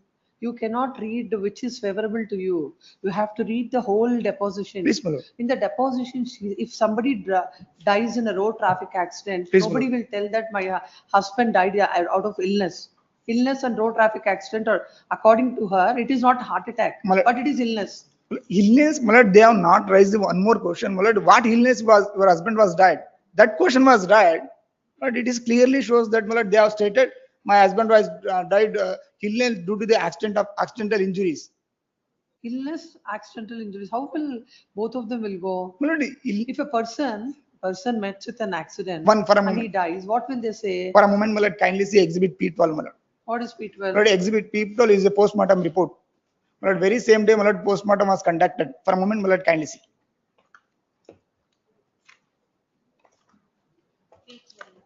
First give the judgment.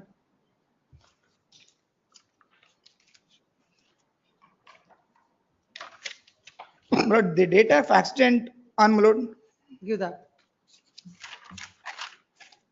7/1/2018 date of accident. One minute. Please, Malad.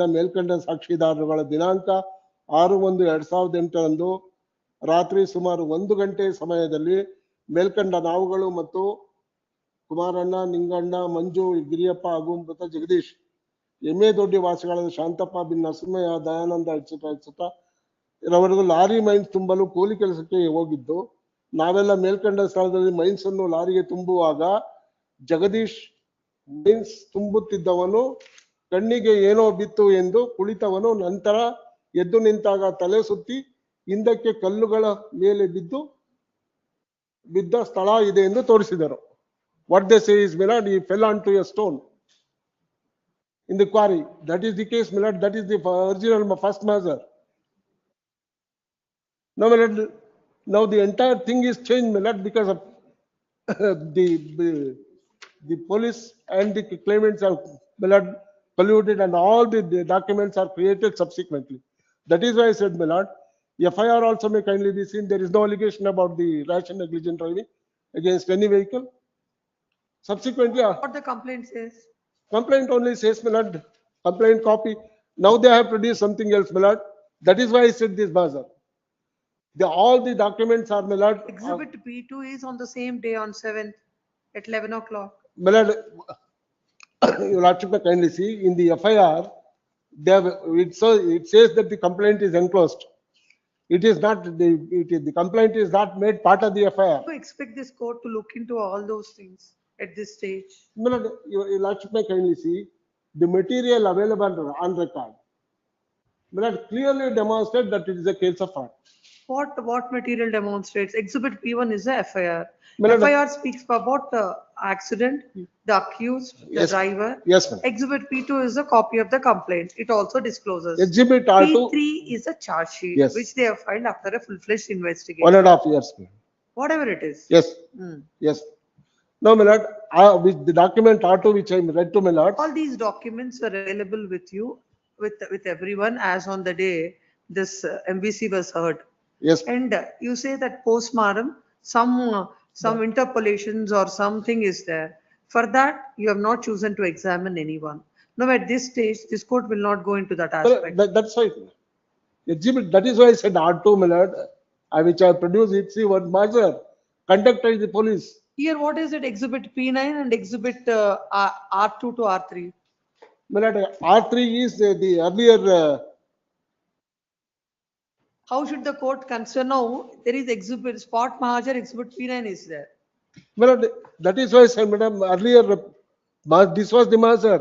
They have changed it. That is what I am trying to bring. That is changed. That should be elicited. What is that? It is changed. My lord, I have produced it. I have produced the document itself. Have you examined anybody in support of that? Because there is another Mahajar on record. You are saying this is the first one. They have also not examined anybody to prove their measure except. But they have exhibit P9.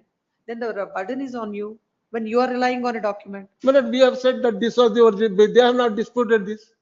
They have not disputed this document. My lord, that is why I said all the documents are in Kannada. They will demonstrate that, my lord, it is entire thing is created subsequent to the, my lord, criminal case is over. These are created, my lord. After the criminal case are over, is over. Now, my lord, this is dated 7. This subsequent statements may kindly be seen. This is on 6/1/2009, my lord, exhibit R3. Caesar Mahajar that is filed along with the charge sheet that is shown in the date that is shown in the charge sheet that can only be looked into. If you say exhibit R2 and R3s are also copies of the spot Mahajar, then the burden lies on you. My lord, it is as good as this. These are police documents, my lord. They have also not disputed this. They have also not disputed this. My lord, my humble submission is the entire evidence has to be looked into. It is not a one piece of evidence, my lord, which I have placed, and they have also produced documents. I have also produced documents. This coupled with their own admission in the criminal court, unequivocal statement that, my lord, my husband died of natural causes. I'll record all that.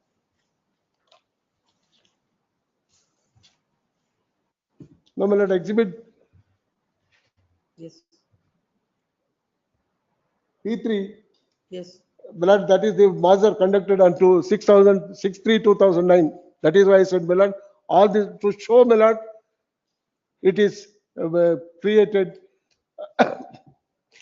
No, Milord, I am relying on judgment of the High Court, Milord, where it says, where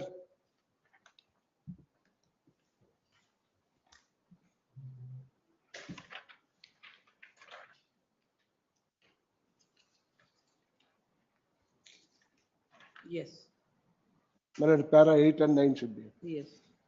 where the involvement of the insured vehicle in the accident is disputed. Para 8, Milord. It is for the claimant to place acceptable evidence to prove its involvement and to prove that the accident arose out of the use of the vehicle if the claim is based on fault. Fraudulent claims are on the rise. Hence, it is necessary to state that filing of complaint to the police or filing of charge sheet by the police by itself is no proof of involvement of the vehicle in the accident. Delayed filing of complaint to the police by particulars of a vehicle stating that it was involved in the accident or delayed noting of particulars of a vehicle may not be kindly see. FIR, there is no vehicle number, Milad. Initial FIR, there is no vehicle number. It is a mention in the FIR. In the complaint it is mentioned. Yes. Complaint, Milad, it is not part of the FIR. They say that it is part of the a complaint is annexed to the FIR. My submission is that these are the documents created for the purpose of the case. A police record is prima facie indicative of its false implication in the accident. In such cases, stricter scrutiny of evidence is required. The evidence requires to be assessed with great care and caution. The main test is one of reliability. Yes. No, Milad, the entire evidence, Milad, as I pointed out, shows, Milad, the vehicle was falsely implicated. Now, Milad, how the fraudulent claims have been to be, I will only place these judgments and leave it to Milads. Yes. Take those judgments. As to belt is, these are the cases which I would cite and I will leave it to the court.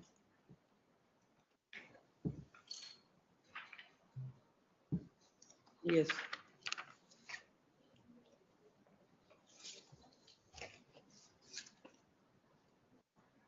But in all these cases, how they are, but in one case, the High Court has gone to the extent of saying, even if the insured admits the claim, Milad, if it can be assessed by evidence. Number?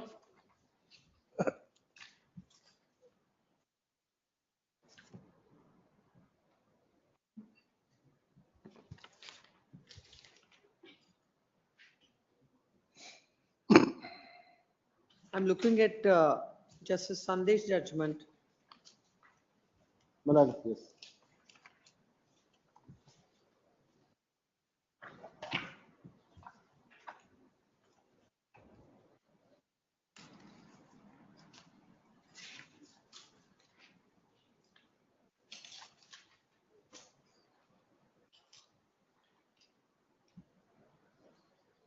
Milad. 18. Yes. Milad, the entire thing, I only read that portion, Milad. Insurance can relied upon decision of Rajendra Singh and considered no specific was taken in the adjustment you obtained by playing fraud. The tribunal has power to recall such orders. In view of the said decision, in case if an order is obtained by practicing fraud, every court tribunal has power to recall the order, such order. If it is clear that an order is obtained by fraudulent act, the remedial tribunal to recall the order not to foreclosed. The lawyer further submit that the case on hand, though no specific defense was taken, but the document placed by the claimant himself shows that a fraudulent claim was made, narrating different story in the complaint and in the claim petition. Written documents, exhibit the case sheet indicates two vehicles are involved in the accident. Milad has not produced proper evidence to substantiate his claim, and Milad claim petition was dismissed. Yes. Then another judgment for Bajaj Alliance. Which is that, Milad? Para number? Milad, if it is CDJ, head note should be sufficient. Milad. Claiming compensation for the injuries, tribunal should not place implicit only on the circumstances of the driver having pleaded guilty before the criminal court. Yes. BC Kumar also, my lord, it's same.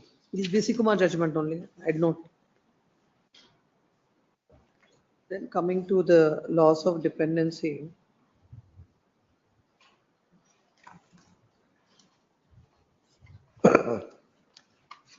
The income is, court had taken 5,500. 5,500. Which year is the accident, you said? 2008, my lord. 2008? 8, my lord. 3,500. Salary certificate was produced. Evidence. What have you produced? Salary certificate, my lord. Huh? Salary certificate of the deceased. Where the deceased was working? My lord, he is working in the, my lord, exhibit P6, my lord.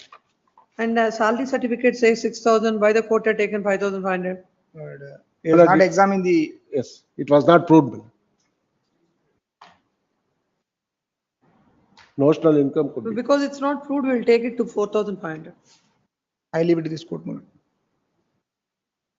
Future prospects? 40,000, my lord. The age of the income is at 38. Is entitled for 40% of future prospectus. 40% future prospectus is entitled, my lord. 1/4 percent.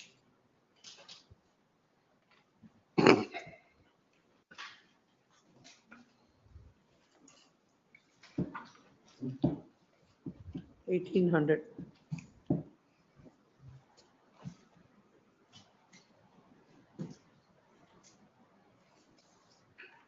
$6,300.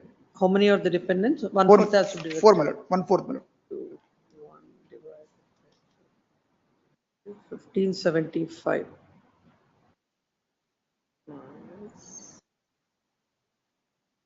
Comes to 4,725. Well, what is the multiplier? 15, my lord.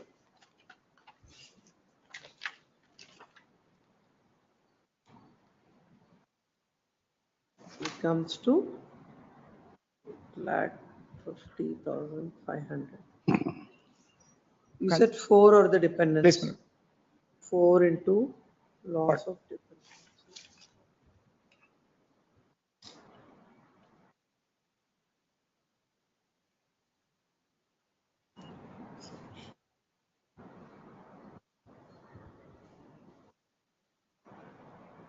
$1,76,000.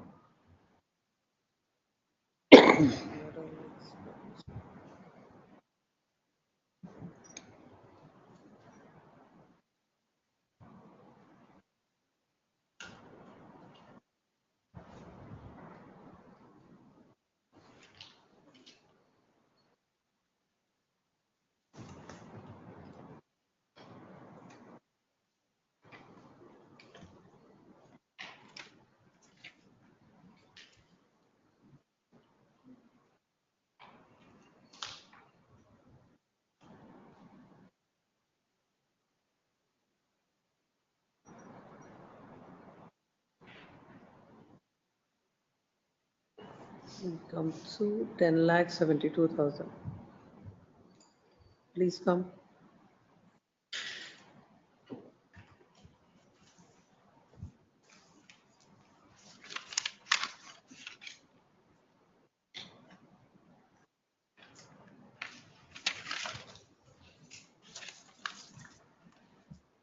Agreed with the word passed in NDC number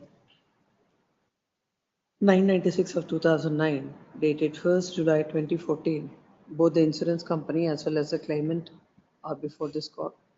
The insurance company's appeal is MFA number 837 of 2015, and the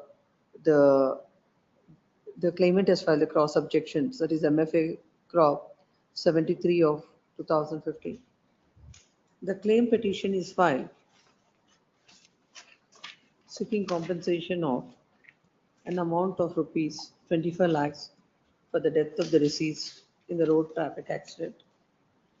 The claimants are 4 in number. It is a case that on 7/1/2008 at 5 a.m., while the deceased, that is the husband of claimant number 1, father of the claimants number 2 and 3, and the son of claimant number 4, had been to the house of one MS Prakash, situated at Conley Cross.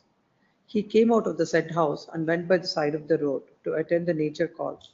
At that time, a tipper lorry being driven by its driver with a high speed and in a rash and negligent manner came from the Conley Cross side and dashed against the deceased. As a result, he sustained grievous injuries and succumbed at the spot. It is the case that the deceased was 38 years as on the date and working as a loading, screening and grading assistant in a mines and getting a salary of rupees 30,000, and also was doing agriculture and an income of 2 lakh per annum, and all the claimants were dependent on him. The respondent insurance company had filed its objection stating that the claimant had not, the deceased had not died because of the accident, but he had died because of the illness. In that regard, they rely on the evidence of the claimant, the evidence of the claimant, the wife in a criminal case where she has stated that he has died out of illness. The last kind, the insured also filed statement. He also took the same. The insured also filed this. Owner also filed the statement. What is that? Owner also filed the statement and we also. No, I'll record that. The owner has also denied the accident. The court, or when it comes to the involvement of the vehicle, the court gave a finding that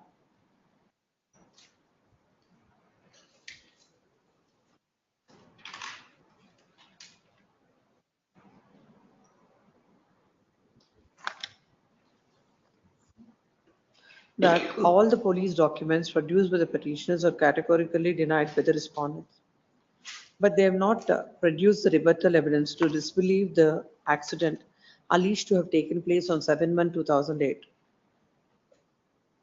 Further, the court observes that the IMV report, postmortem report, and charge sheet, that is, Exhibit P3, P11, and P12, speak that PW2 is a complainant as well as CW1. And these documents, as stated earlier, are not disputed.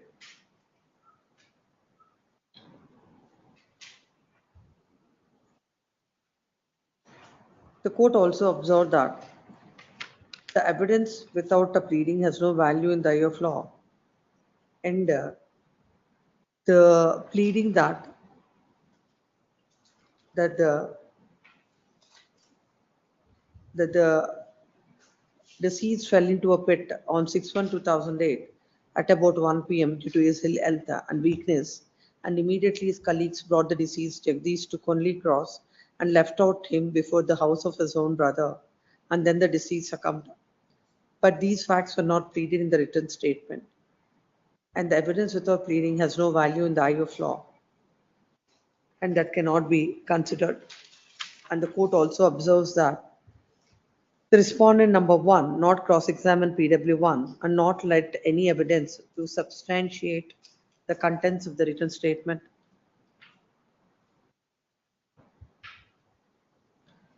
The court observed that the RW1 has produced a document Exhibit R1 is a copy of the FIR. R2 and R3 are the Mahajars, and the Exhibit P4 is the Caesar Mahajar. Exhibit P5 is the IMV report. Exhibit R1, R3, R4, and R5, and that of Exhibit P1, P9, P10, and P11 are one and the same documents. Exhibit R2 is a Mahajar drawn on 7/1/2008, in which there is a mention in the first page in last but fourth line that on 6/1/2008 at 1 p.m. the colleagues have left the deceased in front of his brother's house. Even if this document is believed, then admittedly the present accident is alleged to have taken place at 5 p.m. on 7/1/2008, and the same is not denied by the respondent, and it is substantiated by Exhibit P2, that is a complaint lodged by PW2. The court came to the conclusion that all the documents reveal that accident has taken place. Court also observed that in the accident cases, It is not essential for the claimants to prove the accident beyond reasonable doubt as it is required under the criminal case. Hence, the police documents relied on by the claimants clearly reveal that the accident has occurred because of the rash and negligent driving of the driver of the tipper lorry. And then when it comes to the liability, as the said vehicle is insured with the insurance company, it held that the insurance company is liable to pay the compensation. When it comes to the income, though the claimant has pleaded that he is earning that he has produced a salary certificate, as nobody was examined in support of the same. Court had taken how much? 5,500. Huh? 5,500 was taken. Court had taken 5,500 as salary, and as there are 4 claimants, 1/4 was deducted. Land counsel submits that though it is stated as 1/4, but 3/4 was deducted, and accordingly, the court had granted the compensation as per the table given below. Next para. Land counsel appearing for the insurance company submits that as per the evidence placed before the court, as per the evidence given by the wife before the criminal court, it is stated that the husband has died due to ill health. Nowhere it is stated that the husband has died because of the road traffic accident. He submits that though it is stated that the copy of the FIR, along with the copy of the FIR, the complaint is also annexed to that. According to the learned counsel, all these documents are created, fabricated for the purpose of claiming the compensation. Exhibit P9 is the spot mahajar. Exhibit R2 and R3 are the spot mahajars. According to him, Exhibit R2 and R3 were the spot mahajars at the earliest point of time, and Exhibit P9 is a spot mahajar at a later point of time. And these documents reveal that all the documents are fabricated documents. It is submitted that the trial court had failed to consider the case of the insurance company, and had failed to look into all these documents, which demonstrates that the accident the accident that had taken place that it demonstrates that the accident had not taken place, and the death of the deceased is due to ill health. He submits that it is nothing but playing fraud on the court. When these kind of contentions are taken, when there is sufficient evidence on record to show that the fraud is played on the court has to dwell with the same with a iron hand. He had derived on the judgment of the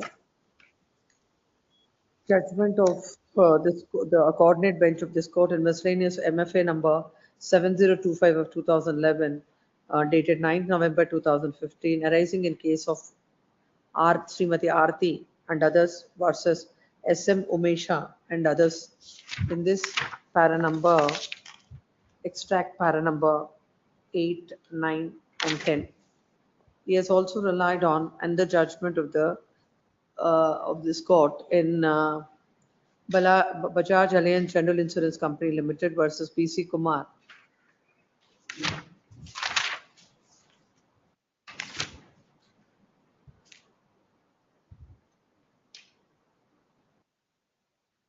Uh, 24 and 25. He had also relied on the judgment in MFA number 3651 club with MFA number 58416 of 2010 between Manju and R.R. Ravi and others. Paragraph number 18, 19. Relying on this, it is submitted that it's a clear case of fraud, and they cannot be permitted to go away with that. And the tribunal had failed to examine all these relevant issues. Next para. Learned counsel appearing for the claimant submits that when all the evidence available on record shows that the accident had taken place, and the postmortem report also shows, which is on the same day, that he has died in a road traffic accident, basing on an evidence wherein she has denied, though in the first line it is stated that the husband had died 8 months back and died on account of ill health. And then in the next paragraph, in the next evidence, when she has denied the ill health, heart attack, and other things, the court cannot take that aspect into consideration. He submits the FIR, the spot mahajar, the charge sheet, the complaint, the postmortem, the medical as well as the police records clearly shows that an accident had taken place on the accident had taken place when the accident had taken place on 7/1/2008 at 5 p.m. 2008 at 5 a.m. The report was lodged at 11 p.m. 11:30 and the p.m. postmortem was at 3:30 p.m. And all these documents clearly shows the involvement of the vehicle. He submits that the claimants, when the insurance company is denying so many of the documents, they have not chosen to examine any person in support of the same, and hence it's not open to them to urge before this court to raise all these grounds before the court. Then coming to the compensation, it is submitted that the compensation that is awarded by the tribunal is not a reasonable compensation, and that needs to be enhanced. Next para. Having heard the counsels on either side, peruse the material on record. According to the claimant, the accident had taken place on 7/1/2008 at 5 a.m. while the deceased came out of the house and went by the side of the road to attend the nature call. At that time, the tipper lorry, being driven by the driver with a high speed in a rash and negligent manner, came from Conley side and dashed against the deceased. The deceased died on the spot. On the same day, the complaint was lodged. In the complaint, the number of the vehicle is also mentioned. On the same day, the postmortem was done. Postmortem also contains, it says about the road traffic accident. It is the case of the insurance company that there are certain interpolations, corrections in the postmortem report. If that is the case of the insurance company, they ought to have examined the concern before the trial court. As rightly observed by the court on several aspects, without there being any pleading and an evidence, the court cannot consider any of the case of the insurance company. In an appeal before this court, the insurance company cannot put forth this argument with regard to exhibit R2 and R3 that it is the original inquest and the latest inquest is a fabricated document. In that case, to even come to any conclusion, the court needs evidence which the insurance company has failed to adduce. In view of the same, the contention of the learned counsel for the insurance company on the spot mahajar and the postmortem report, this court is not inclined to consider and consider the said grounds. The claimant in support and filed an application under 166 seeking claiming compensation. In support of his case, he has filed the documents, the police documents and the medical documents to show that the accident has taken place because of the involvement and the rash and negligent driving of the driver of the offending vehicle. When the insurance company is denying several of the documents and also alleges fraud and that the documents are concocted documents, it's for the insurance company to adduce evidence. The rebuttal evidence has to be on the insurance company, where the preliminary burden is on the claimant, which has been discharged by producing all the documents. The judgments that are relied on by the learned counsel for the petitioner, for the appellant insurance company, do not apply to the facts and circumstances of this case. And in this case, there is clear lapses on the part of the insurance company in placing in examining the concern and placing the evidence on record. In the absence of the rebuttal evidence from the insurance company, this court cannot go into all these aspects in this appeal.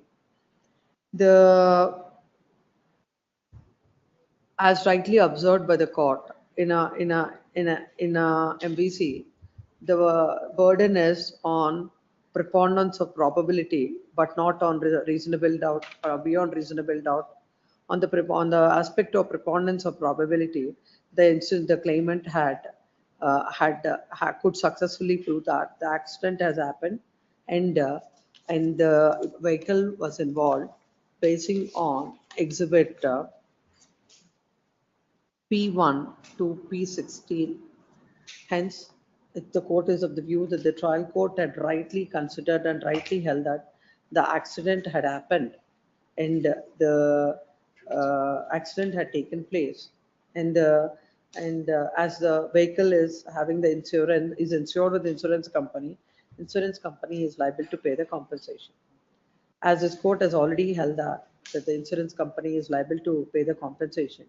Now coming to the aspect of enhancement. The accident has happened in the year 2008. Please. 2008. 7/1/2008. 2008.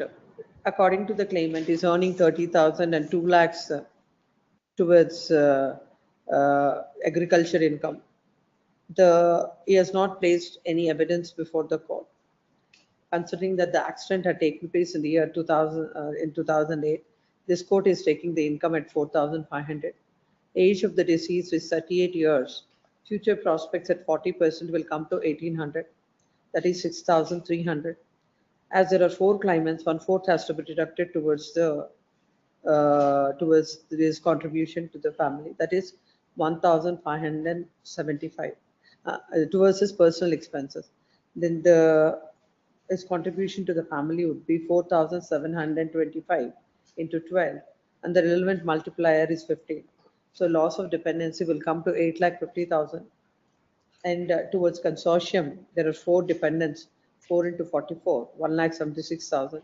Towards funeral expenses, an amount of rupees 36,000. In the light of the law laid down in Makel House so and so, legal expenses 10,000. Altogether, the claimant is entitled for an amount of rupees 10,72,000. Accordingly, the appeal of the insurance company is dismissed, and the cross objection filed by the claimant is allowed, and the compensation is enhanced from 3,41,500 to 10,72,000.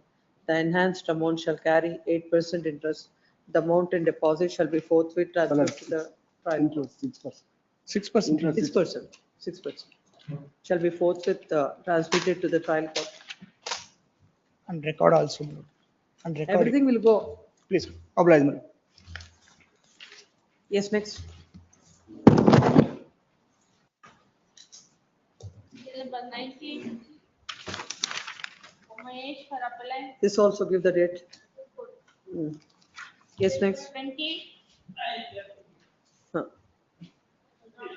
What is the office objection? The office objections are several. I have given my detailed responses to them. May I just take them one by one, my lord? Yes. According to the checklist, the lordship would please see it. The objections are, your lordship has it? Yes. Yeah. Number 1 is original death certificate to be furnished. The death certificate was collected from the corporation by downloading it from their system, and that has been satisfactorily accepted. 1 minute.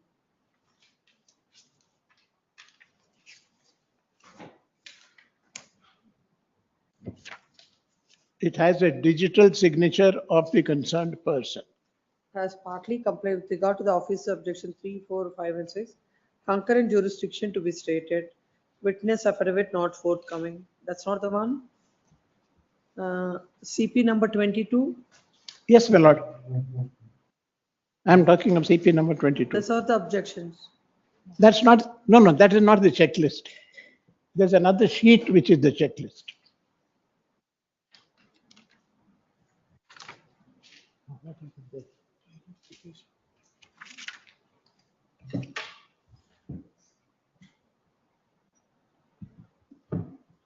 But what is objection? Show him. That's not it. Show it the office note. Anita, sir. the office note. Madam, ಇದು. Here that office objection. ಅದಲ್ಲ. ಏನ್ ಬೇಕು?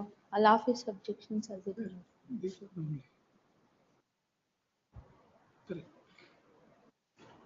Those are the office objections. Yeah, sure. Those have to be clarified. I had given my written answers, Hmm. which apparently have been typed there. Hmm. One was Objections are 3. Concurrent jurisdiction to be stated. Yes, concurrent 4. jurisdiction. Witness affidavit not forthcoming. Yes. 5. IA for dispensation of notice to Deputy Commissioner is not forthcoming. Description of respondent not forthcoming and why made party to this petition. Yes, to which I have given my written answers. There itself I have written down. Submitted is objection. Section 300 is not applicable in this case. Void section 273 of this court has exclusive jurisdiction to decide this case. Next, the certificate of the attesting witness have been filed in compliance of Rule 5A(I) of the rules governing probate and administration matters, read with form number 2 prescribed thereunder. Their affidavits in lieu of their evidence will be filed, if any, and necessary. Section 52 of the Karnataka Court Fees Act, which prescribes the issuance of notice to the Deputy Commissioner, has become unnecessary in view of the amended Article 6P of the Schedule 1 to the said Act. Hence, the notice requirement does not serve any purpose. The reason for impeding the respondent has been explained in para 4 of the petition, that she, in addition to the petitioner, is the only other intestate heirs of the deceased, that all the intestate heirs have to be given an opportunity to participate in the proceedings as laid down by the apex court. Give that Answers. I can explain by pointing out the provisions, or these can be temporarily passed over to be heard later, because they are not going to the root of the matter which Succession Act.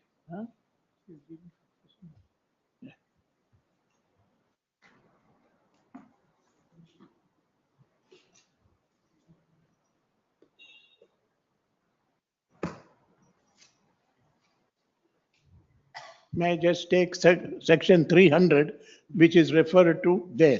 Yes. Section 300 provides for concurrent jurisdiction of the High Court in matters which normally should go to the district court. Now, that would not apply here, because this is a matter, according to the petitioner, me, is a matter only for the High Court under section 273. Let's see that. 273.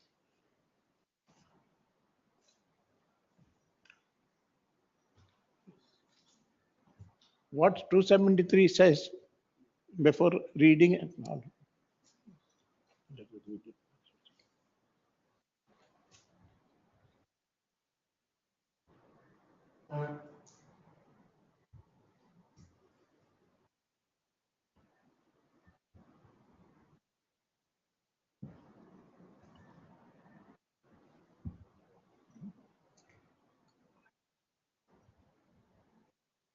273 provides that where the properties of the deceased are in one state, the district in which he resided or had some properties would have jurisdiction to deal with the matter. But where the deceased had properties outside the state in which the application was to be made by virtue of his residence or related jurisdiction, only the High Court has jurisdiction. No, where are the properties? He has properties in Karnataka, Tamil Nadu, and elsewhere. I shall just. Would your lordship please see para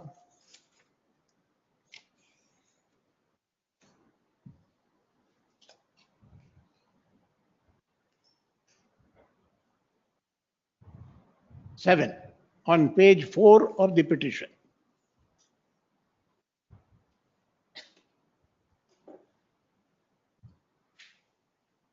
Now, where do you get that in 273 saying that if the properties are situated within the state or in a particular district, that district court, or if it is out of the state, then the high court? 273. I'm reading at 273. I shall just read out. Please look at it, please read it. 273, please read it. Yes.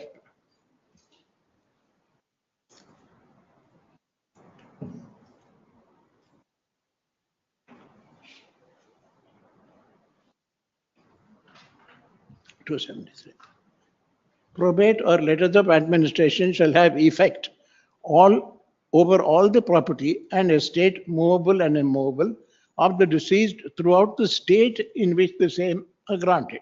In the state, it State, speaks yes. about the state. And shall be conclusive as to the representative title against all debtors of the deceased and all persons holding property which belongs to him, and shall afford full indemnity to all debtors paying the debts and all persons delivering up such property to the person to whom such probate or letters of administration have been granted. Then comes a proviso. The proviso provided that probates and letters of administration granted by a high court or by a district judge where the deceased at the time of his death had a fixed place of abode, situate within the jurisdiction of such judge, and such judge certifies that the value of property and estate affected beyond the limits of the state does not exceed 10,000 rupees, shall, unless otherwise directed by the grant, have life effect throughout the other states. So if the property of the deceased is outside the state and of a value less than 10,000 rupees, a district judge of the state or the place where the person died or resided, the district court can grant probate or whatever grant. But otherwise, it is only the high court which has powers where there is property situated outside the state in which the high court is. So according to you, 273 applies in this case? 273 applies where, on account of my para 4 statements, that the deceased had property in Bangalore and outside the state of Karnataka also, which I have mentioned. Then May I the just second- read para 4? Yes, then the second one? The next office objection is with Certificate of the attesting witness. attesting witnesses. Second, No, there next is one a, is 1 minute. One is concurrent jurisdiction, then the witness affidavit not forthcoming. yes. Now that is a situation which is a curious one which is adopted by this court recently. I will just explain the situation now where a person applies for a grant of probate or letters of administration. Yes. There is a valuation to be made of the property of the deceased. Depending on the amount, a probate duty has to be paid by way of court fee when the grant is issued and the grant probate, letters of administration, succession certificate, whatever, is engrossed on that stamp paper, which is different from the court fee paid on the petition asking for the grant.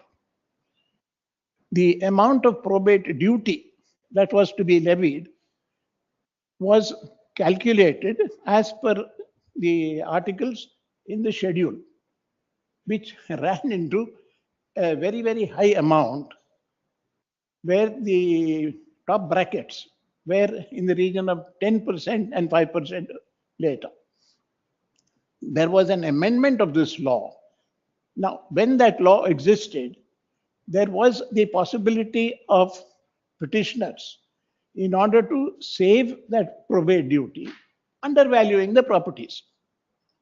If the property was, say, 1 crore and the duty payable was a couple of lakhs, they would value the property at less than 1 crore. To avoid such a situation, section 52 was provided in the, not section 52, Court Fees Act. May I just show that?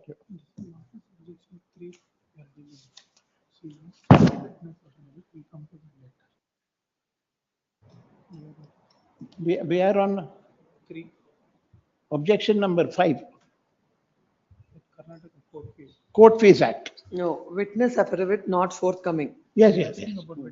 Witness. Sorry, I jumped to the next one. If your lordship permits me, I'll complete that. Yes. And come back to the other one. No, I've got a book. You have the book, yes. Section 52 of the Court Fees Act. The circumstances under which people will undervalue, I've explained. Application, your lordship has 52. Every application for grant of probate or letters of administration shall be accompanied by evaluation of the estate in duplicate in the form set forth in para 1, schedule 3. That is the affidavit of assets is what the subsection talks.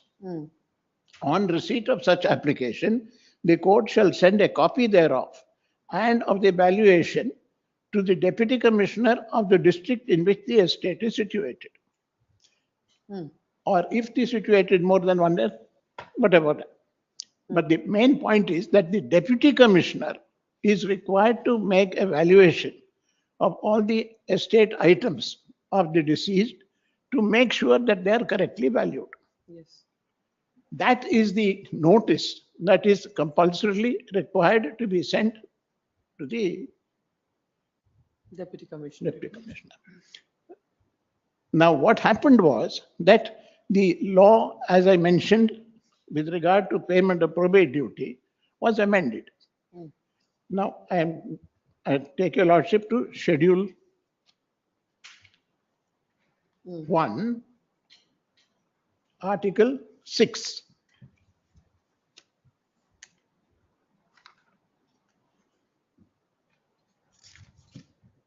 Yes. Probate or will. Amendment with effect from when? 27/4/2000. Yes, my lord. When the amount or value, there are 3 slabs. First slab of 1,000 rupees is exempt. The next slab is 3% up to 3 lakh.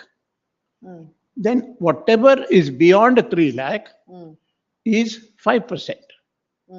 But subject to the next part of that article, or rupees 30,000, whichever is less. So irrespective of what the value of the estate, if it is within this number, it works out to about 7 or 8 lakh rupees. But as a matter of procedure in all these matters, that application is filed seeking this. No, it was not being filed. Only recently they have started this. Now, whether a notice should be issued or not depends on whether there is the possibility of undervaluations affecting the revenue of the state. But where the valuation given by the party is less than, is within the cutoff number, this is the ceiling of 30,000, is irrespective of the value. 5% or rupees 30,000, whichever is less. Yes, up to about 7,000, 7 lakh. Whatever it is 30,000. It's 30,000. So there, my submission is there is no need for a notice to go to the Deputy Commissioner. Valued it at 30,000. Yeah. No, where 30,000 is the figure. That's what. Now you said 30,000. Yes. There is no need to send a notice for any process to be done there. And therefore, there is no need for me to ask the court not to send the notice. It is for the court to decide whether to send the notice or not to send the notice. So this is about the IA. And here there is a difficulty for the registry and bringing it out so that your lordship knows the whole story. No notices were being sent to the district Deputy Commissioner. In fact, in one petition, I said, I have no objection to send it, send it. it would make the High Court a laughing stock. But what happened in, No, a notice is sent to the deputy commissioner. What he will do?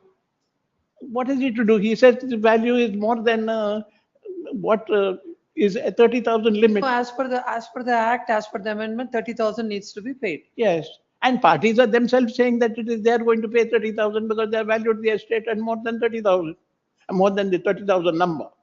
Hmm. So there is no question of any investigation being made and time wasted of everybody for a worthless purpose.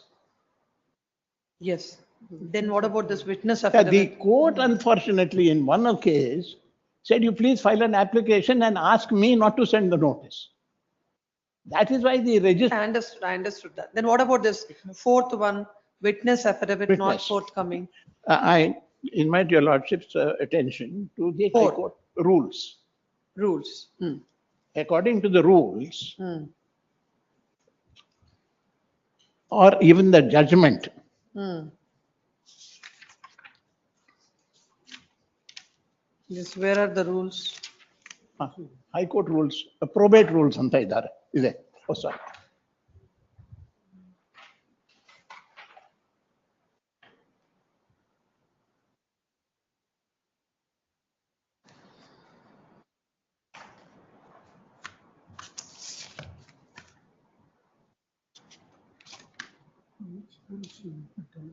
Wait. 26. Number 2. No, rule 5A. Yeah.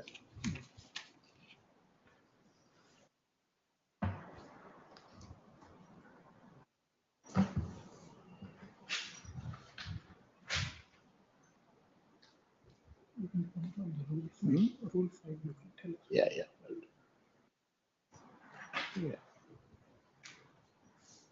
See, we need to discuss. Yes. She's asking which rule. Rule? Rule 5A, 1.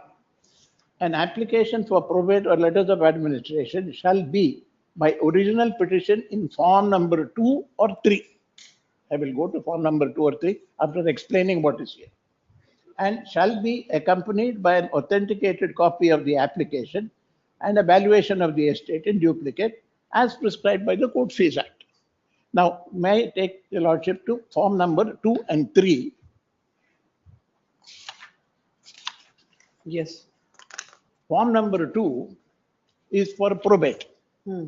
Form number 3 is for letters of administration. Hmm. I take your lordship to the last part of that form number 2. Hmm. Below the schedule, Hmm.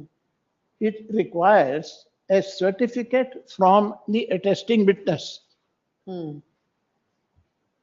which is the prescribed requirement of the law. Hmm. The reason for a certificate is that while proving a will, one of, like in the Common Evidence Act, one of the attesting witnesses has to be examined for proving the will. Now that affidavits are being accepted in lieu of recording the oral evidence of a witness, an affidavit is appropriate. But the affidavit will have to cover facts and matters which will depend on the objections that have been filed to the grant. It's only if routinely there is no objector, the court may accept a certificate or ask the parties to produce an affidavit from the attesting witness as oral document, oral evidence. What is the difficulty in complying with this rule? Nothing is wrong with the rule. I am complying with the rule by giving a certificate and not an affidavit. What the office is asking me is to furnish an affidavit. My answer to that is the rule asked me to give you a certificate. I've given you the certificate. Let's look at it where it says the certificate. Beg your pardon? Where it says the certificate. This is the certificate. This is not an. No, the part of, the last part of Yes. this form number This is the 2. format of the petition. Yes. This is part of the petition format. I have to follow the format. This does, one of the witnesses to the last will and testament mentioned in this, declare that I was present and saw the testator effect his signature to the will, now shown to me, marked A, and that the testator acknowledged in writing, and then next. This is not an affidavit format. That's all I would say. It says I so and so. It starts with a form. I mean the witnesses. That's what. Yes. What is that you have given? I've given. Let's see. Give the file.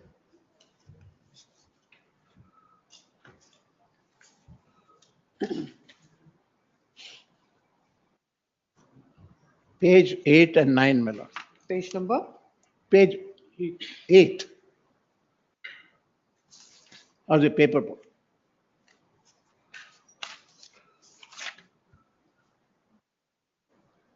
Following exactly that format.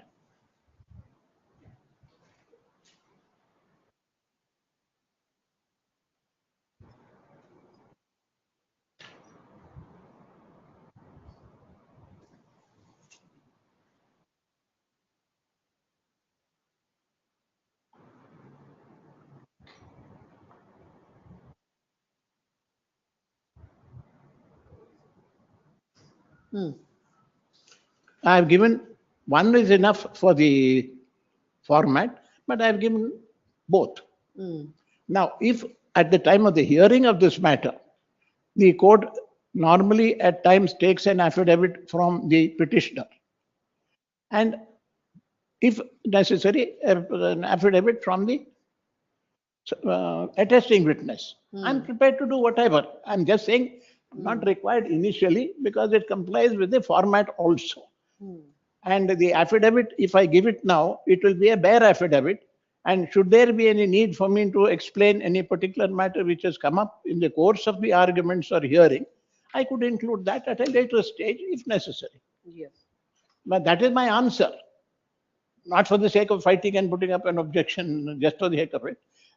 I thought it might be better for me to explain it because the office also is a little unclear about these matters. Yes, 6, description of respondent not forthcoming and why made party to this petition. Yes. Now that I will explain it as part of the law and practice, which unfortunately is not quite followed all the time.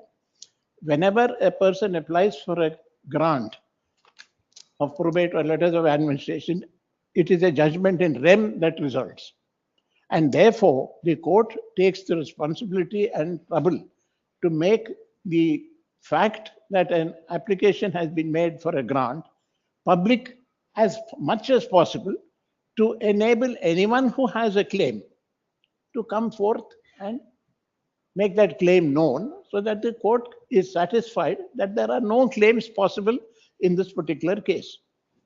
But who are the people who are principally concerned with a probate where the will chooses the legatees as against intestate succession, where the law says who the beneficiaries are. So as a practice, courts have been following the rule that the respondents are made, parties are made respondents, who would be the beneficiaries of an intestacy, because they are the ones who are going to be deprived on account of the grant. If the grant fails, they would be the intestate heirs of the deceased. And therefore, particular care is taken to ensure that the court is aware of who the intestate heirs are and issues notice to them. That is why the Supreme Court decision clearly lays down that the court has to make known to the intestate heirs the fact that the petition has been filed. Now, in this particular case, the deceased had no children, he was a Hindu, left surviving his widow and widowed mother. In the event of an intestacy and the will collapsing, Yes. she would be a beneficiary. And therefore, I've said that in the petition. May I just read that particular part? I've seen that. We'll pass orders at 2:30.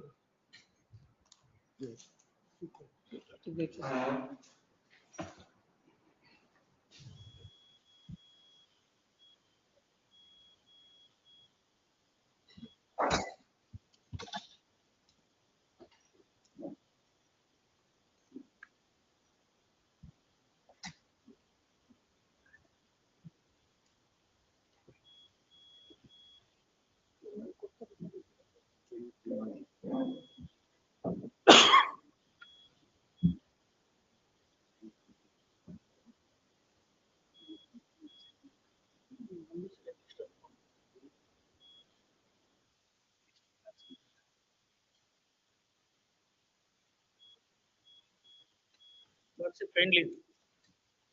List number 2, serial number 13. Kindly after next week, any date. The afternoon inconvenience only. Number 2, serial number 13.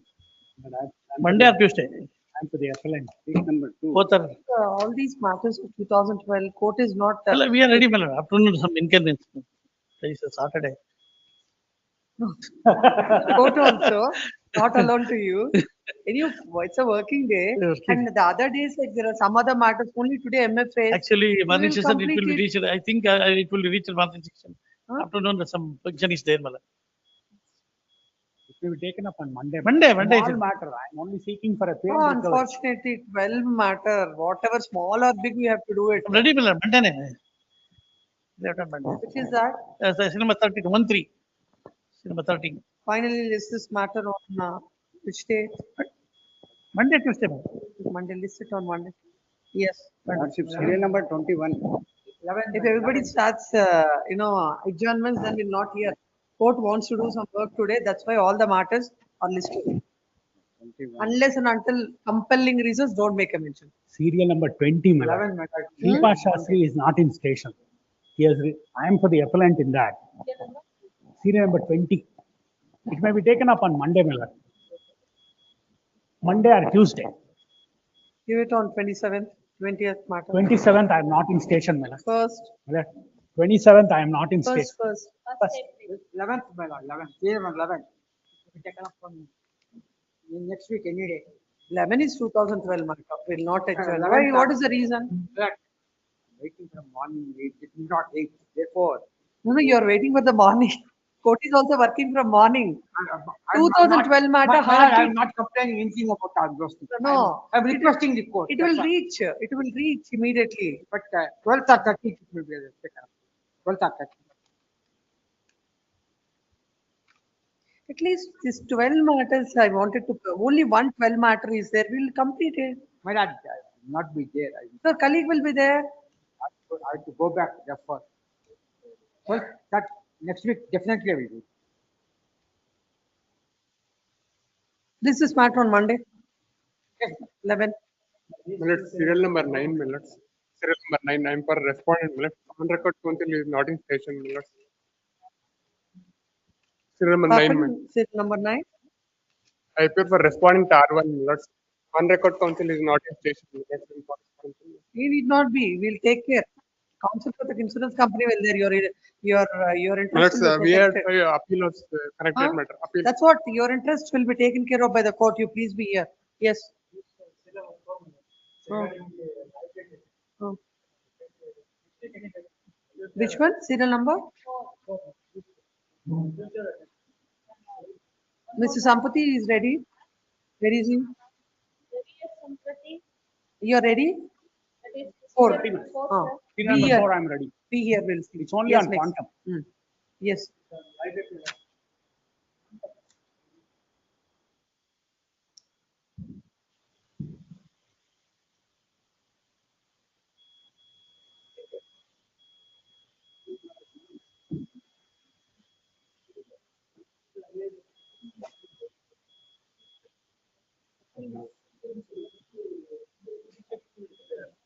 Pass over ಯಾವ್ದು ಇದೆಯಾ? First pass over ಇದೆಯಾ? ಅದಿಲ್ಲ. ಇದೆಲ್ಲ list ಅಲ್ಲಿ ready ಇರೋ matters ಇದು list ಆಗಿದೆ number 2 ಅದು ರಿಪೀಟ್ ಆಗ್ತಾ ಇದೆ.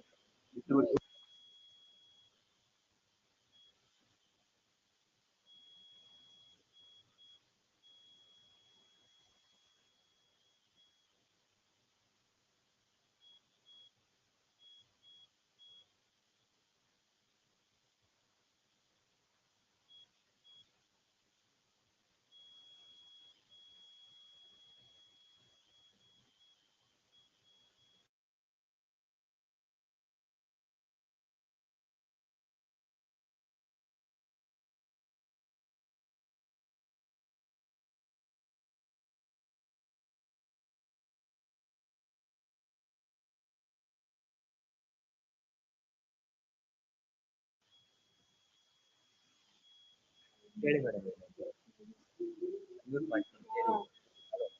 Hello madam, Suguna madam. Hello. She is talking. She wants something to communicate. Hello, madam. ಏನ್ ಬೇಕು ಹೇಳಿ? Your voice is not audible to the court. However, you are connected through VC. Your voice is not audible. Your voice audible ಆಗ್ತಾ ಇಲ್ಲ.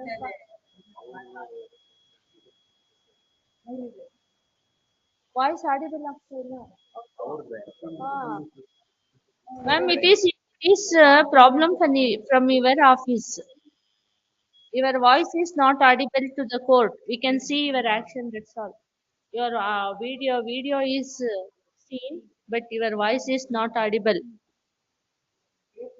ಏನ್ ಮಾಡಿದ್ದಾರೆ ಅಂತ ಗೊತ್ತಾಗ್ತಾ ಇಲ್ವಲ್ಲ ಇವರು.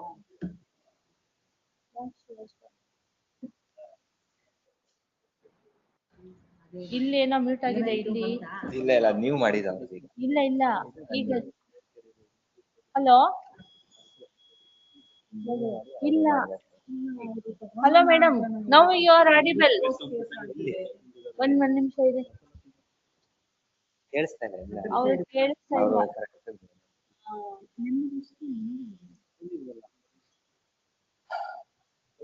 Service completed